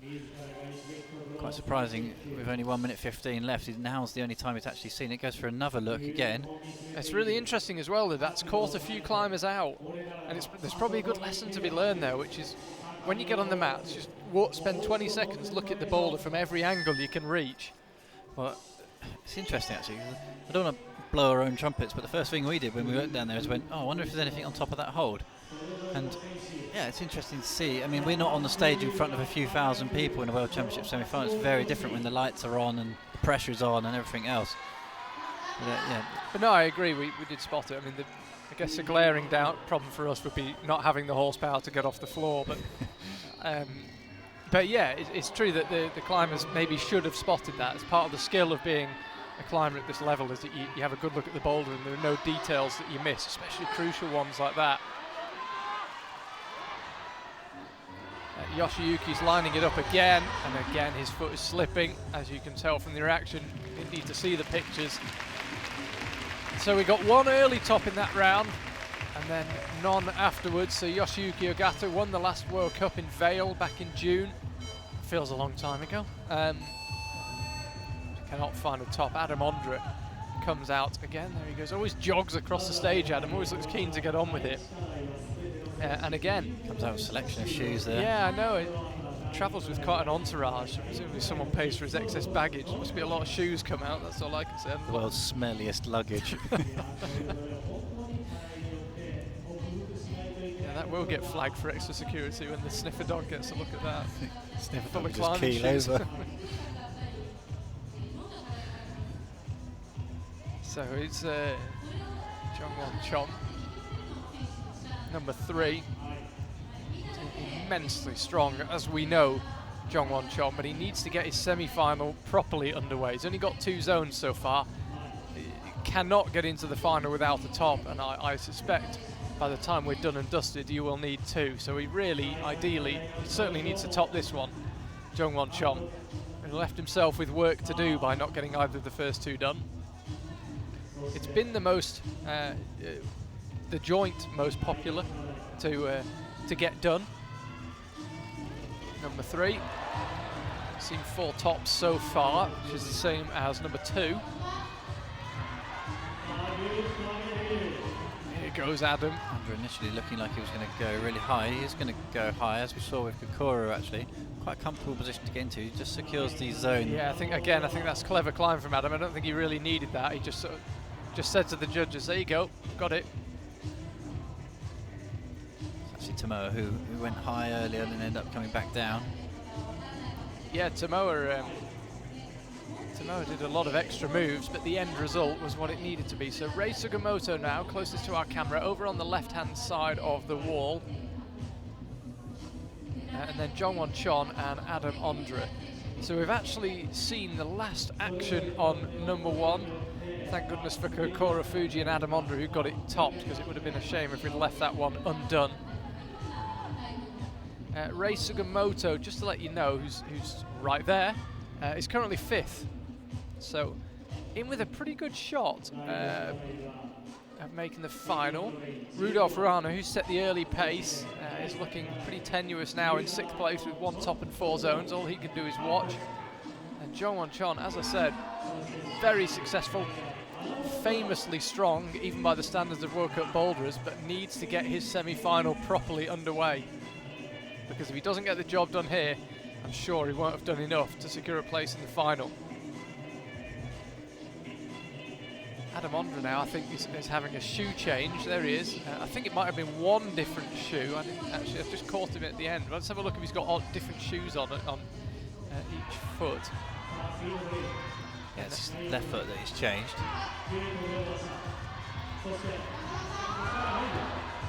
Ray, no lack of commitment. Yeah. He's changed both, has he? Yeah. Creeping upwards. Now he's got himself stood up. Now if he can get the foot crossed through, by the standards of Adam Onder, it's not a bad hold he's going for, but he went from a little bit too far out, I think. Yeah, interesting. He just decided to launch it straight from that position rather than coming back down to the footholds. Now he's got a really hard decision to make here now, actually, with 1 minute 20 or so to go. Does he go for another attempt at the same method, or does he go to try something completely different? But he's only realistically probably got one good attempt left. That dish volume he's going for, if you come at it semi-slowly, it's not too bad. You kind of, climbers who've climbed in the gym with that hold will know it. You hit it with quite a satisfying thud, but if you come at it quickly like that, it's very hard to really find the spot on it. Yeah, it's a difference between coming at it from slightly more underneath as well as sideways. Yeah. Bonder's coming so sideways at it. It's kind of, you know, a classic sloper handhold. You want to be directly underneath it, not side onto it. So we'll see. He's obviously running his clock down all the way down to the last attempt now.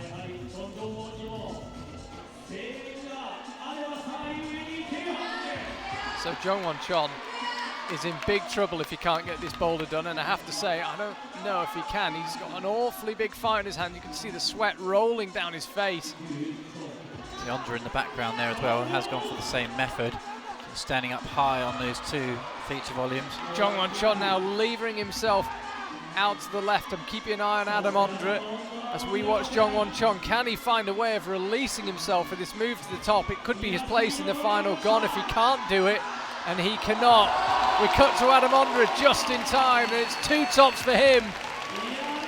You don't need me to tell you, look at that reaction. Adam Onder, what a performance. In the nick of time. His feet were going up and down, up and down. At one point, he committed to putting his hand down. I'm sure we'll see it again. Then he went back up.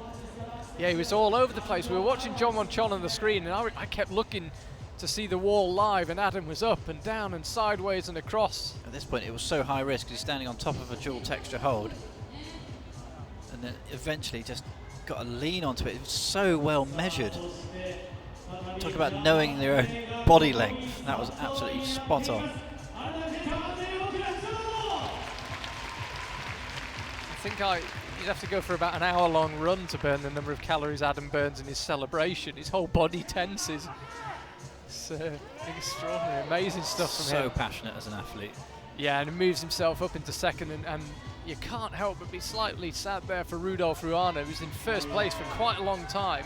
One top and four zones looked like it could well be enough, and sadly that top from Adam means that he does miss out in the final, but big shout out to him for a very, very strong performance. Climbed early on, was the fourth climber out, and yeah, really looked to be in a good position, but in the end wasn't quite enough. You're going to need two tops to be sure of your place in the final, so that means Jongwon Chon is barring. I'll have a look at the scores in just a second. We're almost certainly going to miss out. This is massive for Kokoro, yeah, because he's already got one top. If he could make it two, you'd have thought that would be him. It was really clever there for a minute. He just tapped the top of the right hand volume to try and get some chalk off it. He's obviously really sweating up there, and he's just got to hit the ejector button out of this chimney and launch for that top jug. Also did well, has got both hands off simultaneously, by the way, with his right hip jammed in there. Oh, and somehow hangs onto it. Absolutely at his wit's end there, Kokoro Fuji. Japanese team really rising to the occasion here. So much pressure on these young lads. Just all of a sudden, like I said, just hit the eject button and fly for the finish hold.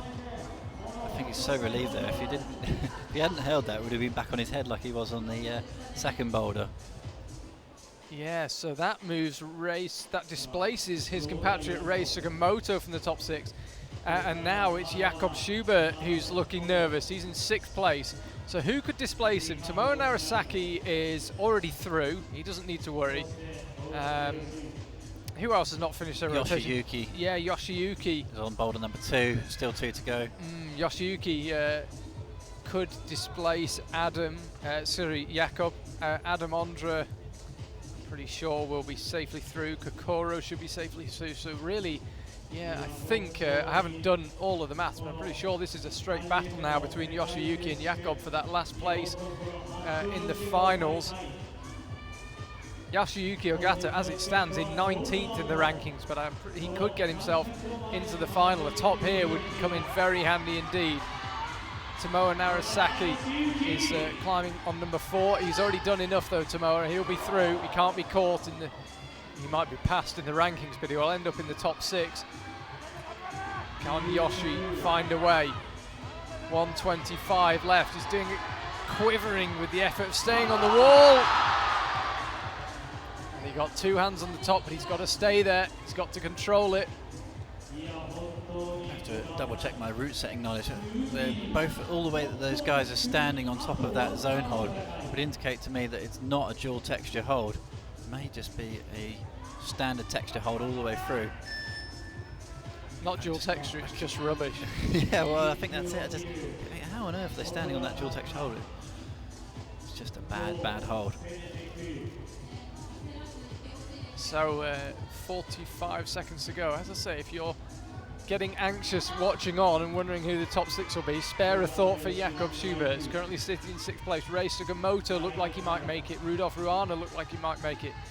Kai Harada and Yone Kruder, the other 2 climbers who've got a top and won't be in the top 6.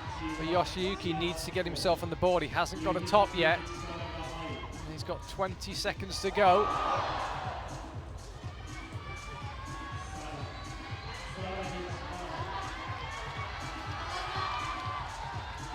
Oh, and Yoshi, the left hand peels. And that will be that. One less opportunity. And it's one of the more topped boulders, that one. Number 2, it's seen the most tops actually. It's had 6 tops, that one. You'd have thought that was, I use the word very lightly, but the easiest one to get done. Out comes Jongwon Chon.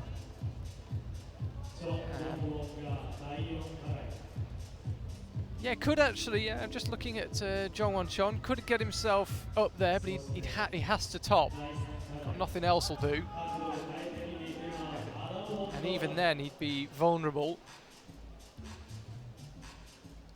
So it's just about still alive for Jongwon Chon. He's got 3 zones so far. That could be his saving grace if he was to find a top here. He doesn't quite look himself. Quite look at full tilt. He is capable of pulling something extraordinary out at the last second, though. Here's Adam Ondra. We know all about his ability to do the extraordinary. And that is him with the zone. So that's 2 tops, 3 zones now for Adam. It's interesting. He's gone straight into downwards facing palm on the right hand side. In theory, he would do that to get his left foot up, but now gets his left foot up, just conventionally pushing off the volumes.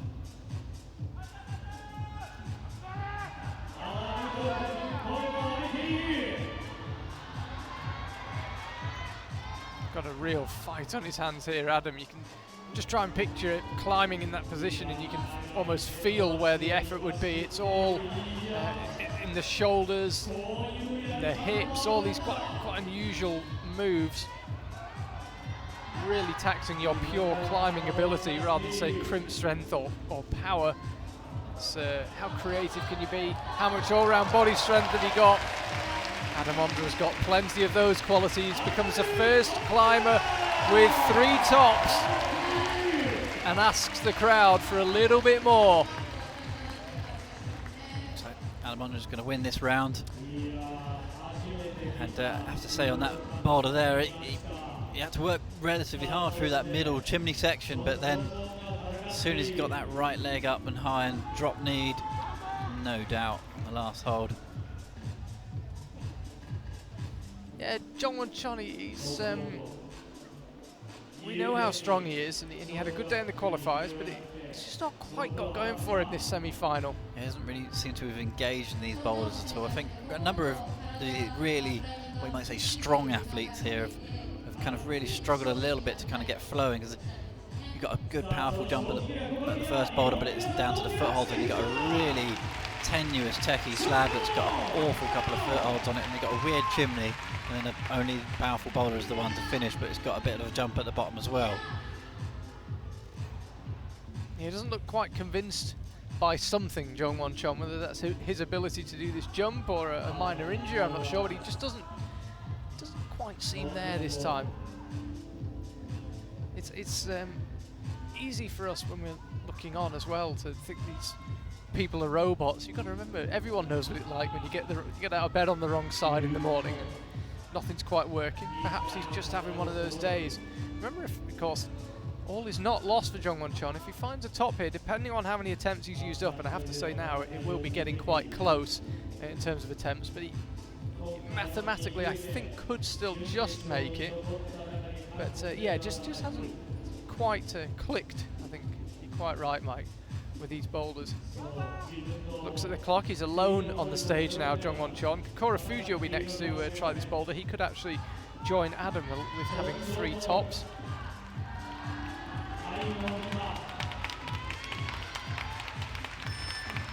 One minute to go now. It's a big swing now. You would have thought Jungwon Chon from maybe last year or year before, they would have absolutely eaten that jump for breakfast, jumping to a small crimpy edge like that. He just doesn't seem to be quite at the races today, currently. And decides that is that. That's a disappointing one for a lot of people watching at home, I'm sure. He is one of the best and best known climbers in the world, Jungwon Chon, and just couldn't seem to quite get in his rhythm. So still Jakob Schubert hangs on in 6th place. Already won a Boulder World Cup this year, as has the man who's now really chasing him down, Yoshiyuki Ogata. Going to be very, very tense for that final place. Kokoro Fuji, who's climbing next. He's currently in 5th place. If he can find a top here, he will end up in 1st for this round as it stands. Adam might then re-pass him, but if he could find a top here, Kokoro Fuji, move into 1st place with 3 tops and 4 zones. And given what a hard round this has been, that would be a pretty spectacular score.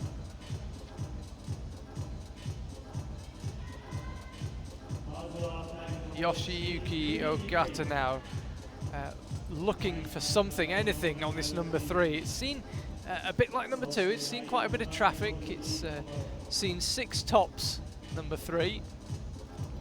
Yoshiyuki currently no tops, 2 zones. So it needs to get going here. Interesting that Yoshiyuki's gone in for the liquid chalk before he's even pulled on, but opted to put the liquid chalk on once he'd come out onto the mats and done a bit of brushing. You would have thought if you wanted to optimise your time, you would have done the liquid chalking just as you came out. But well, I remember, I think it may have been Alana Yip who said on commentary once that she quite likes the liquid chalk because it makes you do nothing. So a bit like we said, climbers have missed a tiny screw on jib. Perhaps it's a tactic that as soon as you walk out, you put the liquid chalk on, and the waiting time for it to dry just makes you look at the boulder a little bit. Perhaps. Yeah, Yoshiyuki going for it again. Skin is going to be a real factor. It's a micro factor. We can't really pick it up on the camera. Mike and I are trying to talk to as many climbers as we can, but given how much climbing they've got to do, especially if they make lead semis and or finals, the men will have been climbing 4 days in a row by the time the lead is concluded. So Kokoro looked like he had that one. I think perhaps took it for granted. yeah, he almost kicked himself off on the backswing there.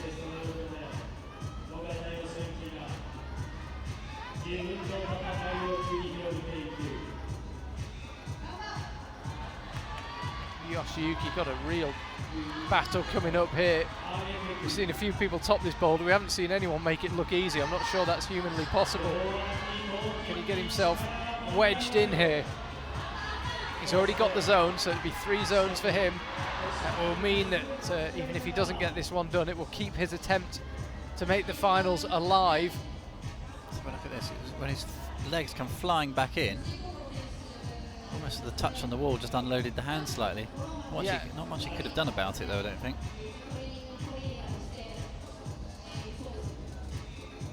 Yeah, classic example, but it's not over till it's over. You can see there Yoshiyuki Ogata currently down in 14th place. What we can't see on the scores there are the attempts. I can tell you he's taken 8 attempts to get his 3 zones. Jakob Schubert, when he got his 4 zones, took 12 attempts. So even if Yoshi can't get this boulder done, he stands a chance on the last one. And now Kokoro's pinging off, just dry fired on that left hand. if he doesn't win this round, he'll be very, very frustrated, Kokoro, because that was there for the taking on Boulder 4. One of those situations where he's already in third position, so he's safely through to the finals. He would have thought he might just try and take it easy a little bit on this last boulder, but rankings are so important going into finals. As well, we've got the combined World Championship at the end of the traditional World Championship as well, and the higher you can finish in each individual discipline, the more room for manoeuvre it gives you in the other disciplines, so that's also a factor for Kokoro to bear in mind. Just give everything to every boulder. I know the rankings aren't taken for the semi-final, but might come to count back, might make a difference somewhere in the final. 1 minute to go now.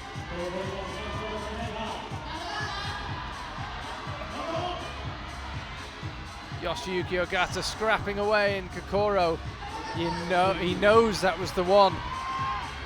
Here's Yoshi, from how far down can he launch? A feet slip again. Yeah, he didn't get the right foot up at all there on that attempt. Seen likes of Adamondra just before, putting the right leg right behind him, he's just bridging that corner. 30 seconds to go, Yoshiyuki Ogata's calling it a day. He's collected his enormous collection of stuff. He's got a big plastic bag to carry it all in. He's had enough of that, so Jakob Schubert lives to fight another few minutes in the provisional top 6. Here's Kokoro, he'll have to get a move on. He has just about got time to do this boulder if he's very, very quick. He's not quick enough. So Kokoro is safely into the final, as is this man, Adamondra. He is going to finish the competition, the only man with 3 tops. He's going to top the rankings.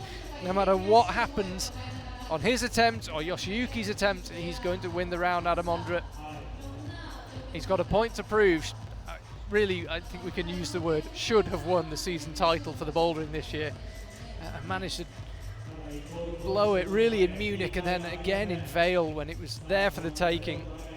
I know how disappointed he was. Ended up chatting to him for quite a long time after that Vail World Cup, sitting in the Colorado sunshine, and he was pretty, well, we all know the terminology I'm aiming for here.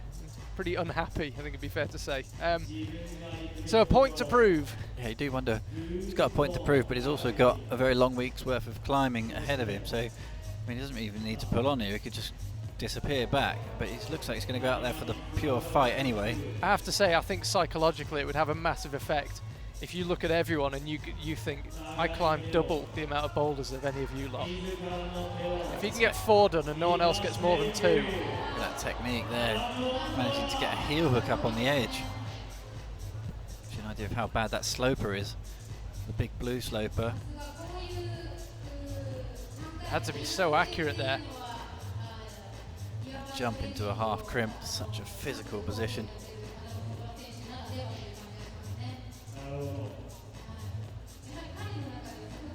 So Adam, I think probably quite wisely sitting back down.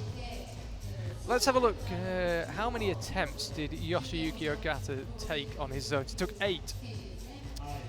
So if he can top the final boulder in 3 attempts, he should be through to the final when Yoshiyuki Ogata comes out. That seems quite a big if, I have to say. It's a very, very burly looking boulder. Seen 2 tops so far from Yannick Fleury and Jakob Schubert, both of whom, as it stands, are in the final. But Jakob is in the drop zone, we could call it. Yeah, let's say Yoshiyuki's not looked that fine of a form just yet on the previous 3 boulders. Yeah, he's an interesting climbing Yoshiyuki. He was the promising youngster. Now he's really started to deliver, picked up his first World Cup win in Vail. But I think sometimes the difference you see between the real old hands who are consistently making finals and climbers like Yoshiyuki is he's not consistently making the finals. He'll have a good day and a bad day. What you see with the really, really top guys who've been there a long time is they do it week in, week out. They always find a way to sack up. And I think Jakob Schubert would be a classic example of that, whereas Yoshiyuki kind of has a good week, a not so good week. But, of course, having said all that, we could be coming live for the final this evening with Yoshiyuki in it. All is far from lost, that's for sure. Yoshiyuki, actually one of the Japanese team who didn't make the combined team. He's just been told to focus on his bouldering only. So I think he'd be a bit disappointed going through this bouldering round if he doesn't find a place in the finals. Such is the strength of the Japanese overall team. Quite amazing. Really, Yoshiyuki Ogata's not worthy of a combined place.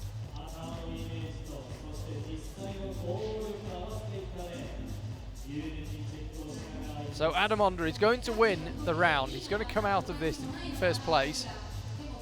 Doesn't need to worry about that.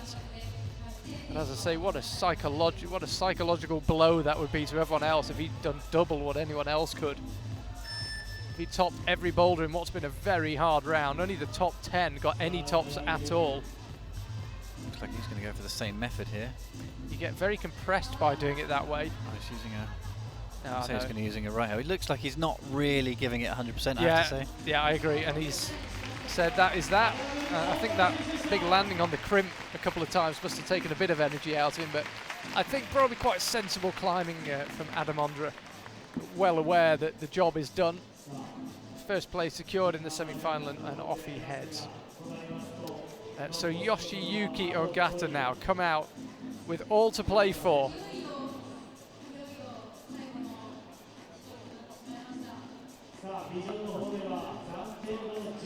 As you can see there, Adam Ondra safely through. 3 Japanese climbers could become 4 as it stands. It'll be Yannick Flo and Jakob Schubert joining Tomoa Kokoro and Keita. So big pressure on Yoshiyuki Ogata. Finally picked up that elusive World Cup win 2 months ago in Colorado. What an afternoon that was for many reasons, not least Janja Garnbret clean sweep in the season. It's almost overshadowed Yoshiyuki Ogata's first win.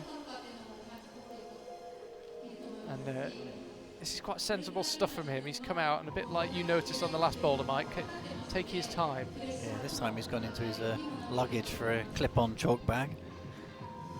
Like Mary Poppins, that bag. What else he's got in there? So here he goes, count the attempts, because it could be absolutely crucial. Remember, it's only a top and only a quick top. If he burns a lot of attempts or if he only gets a zone, it's not enough.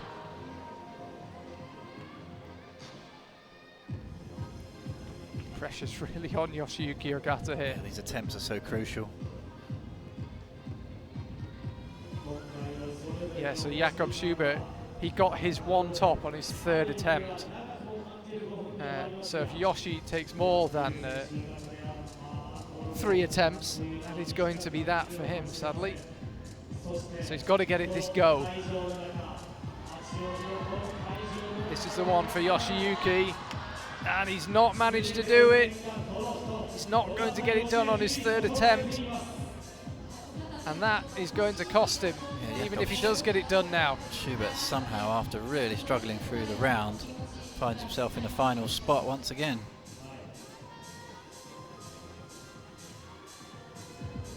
Yeah, because even if he gets this done now, Yoshiyuki Ogata, he'll have 1 top and 4 zones, but it would come down firstly to attempts to top, and Jakob would beat him on that. So Yoshiyuki Ogata has missed the final in his first IFSC Boulder action since Vail. Yeah, with him, if he's not doing the combined, according to his team anyway, there's no point even really going out there for ranking points because it's just irrelevant for him. Anything he can do now is go out and put a show on for these great fans that are out filling this big arena here. Slightly awkward fall. Yeah, there is a good crowd out here in the arena, and it's quite out in the sticks, the arena. It's right on the edge of Tokyo. It's quite fun actually. Between every round, everybody decamps to the shops and restaurants to go and get lunch, and then everyone comes back for the next round. It's like a who's who in the supermarket. Yeah, there's a bit of a festival atmosphere, except that in the supermarket you're standing behind Adam Ondra and Jan Hoyer. It's interesting to see the ones who got knocked out are the ones queuing up in the McDonald's or the donut stands. Ones who've got work to do, heading for the salads. That is actually true, not naming any names. Just go through the semi-finalists and see who didn't qualify for the final and from the women, and you'll have an idea who was eating fast food and who was eating salad.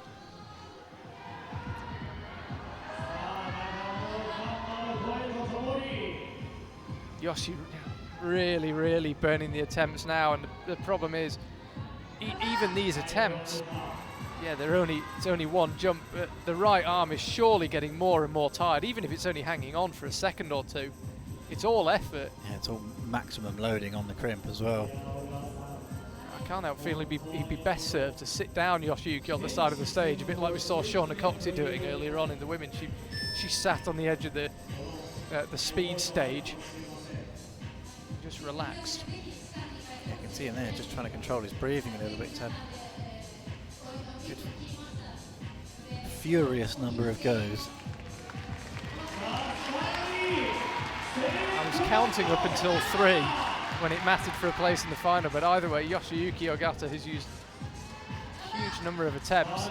It would be nice for him to finish with a top, but it is realistically only for pride now, and only to put a bit of a show on. 25 seconds to go. Yeah, he's jumped every single time with the right hand, though. We have seen that move successfully done with the left as well. We saw from Ondra, jumped over with the left. And with 10 seconds to go, he's having another go, but realistically it's only the zone he could get to now, but it would be only with 4 zones. Yeah, only with 10 seconds left, he tried the left hand. So Yoshiyuki Ogata cannot find a way, bows to his home crowd to say thank you for your support, but sadly for him it is not enough. He will not make it through. Japan will have to console themselves with just having 3 men in the final. And results will come up now. There you can see it, Adam Ondra leading the way, the only man with 3 tops. Tomoe Narasaki, Kokoro Fuji, Keita Dohi and Yannick Floe all got 2 tops.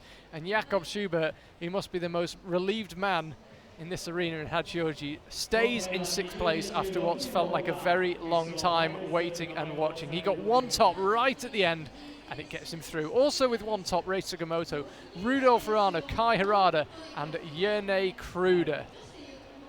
So top 10 got a top, and the bottom 10 did not. Jan Hoyer, all 4 zones, made good progress on all the boulders, but couldn't quite convert any of them into a top.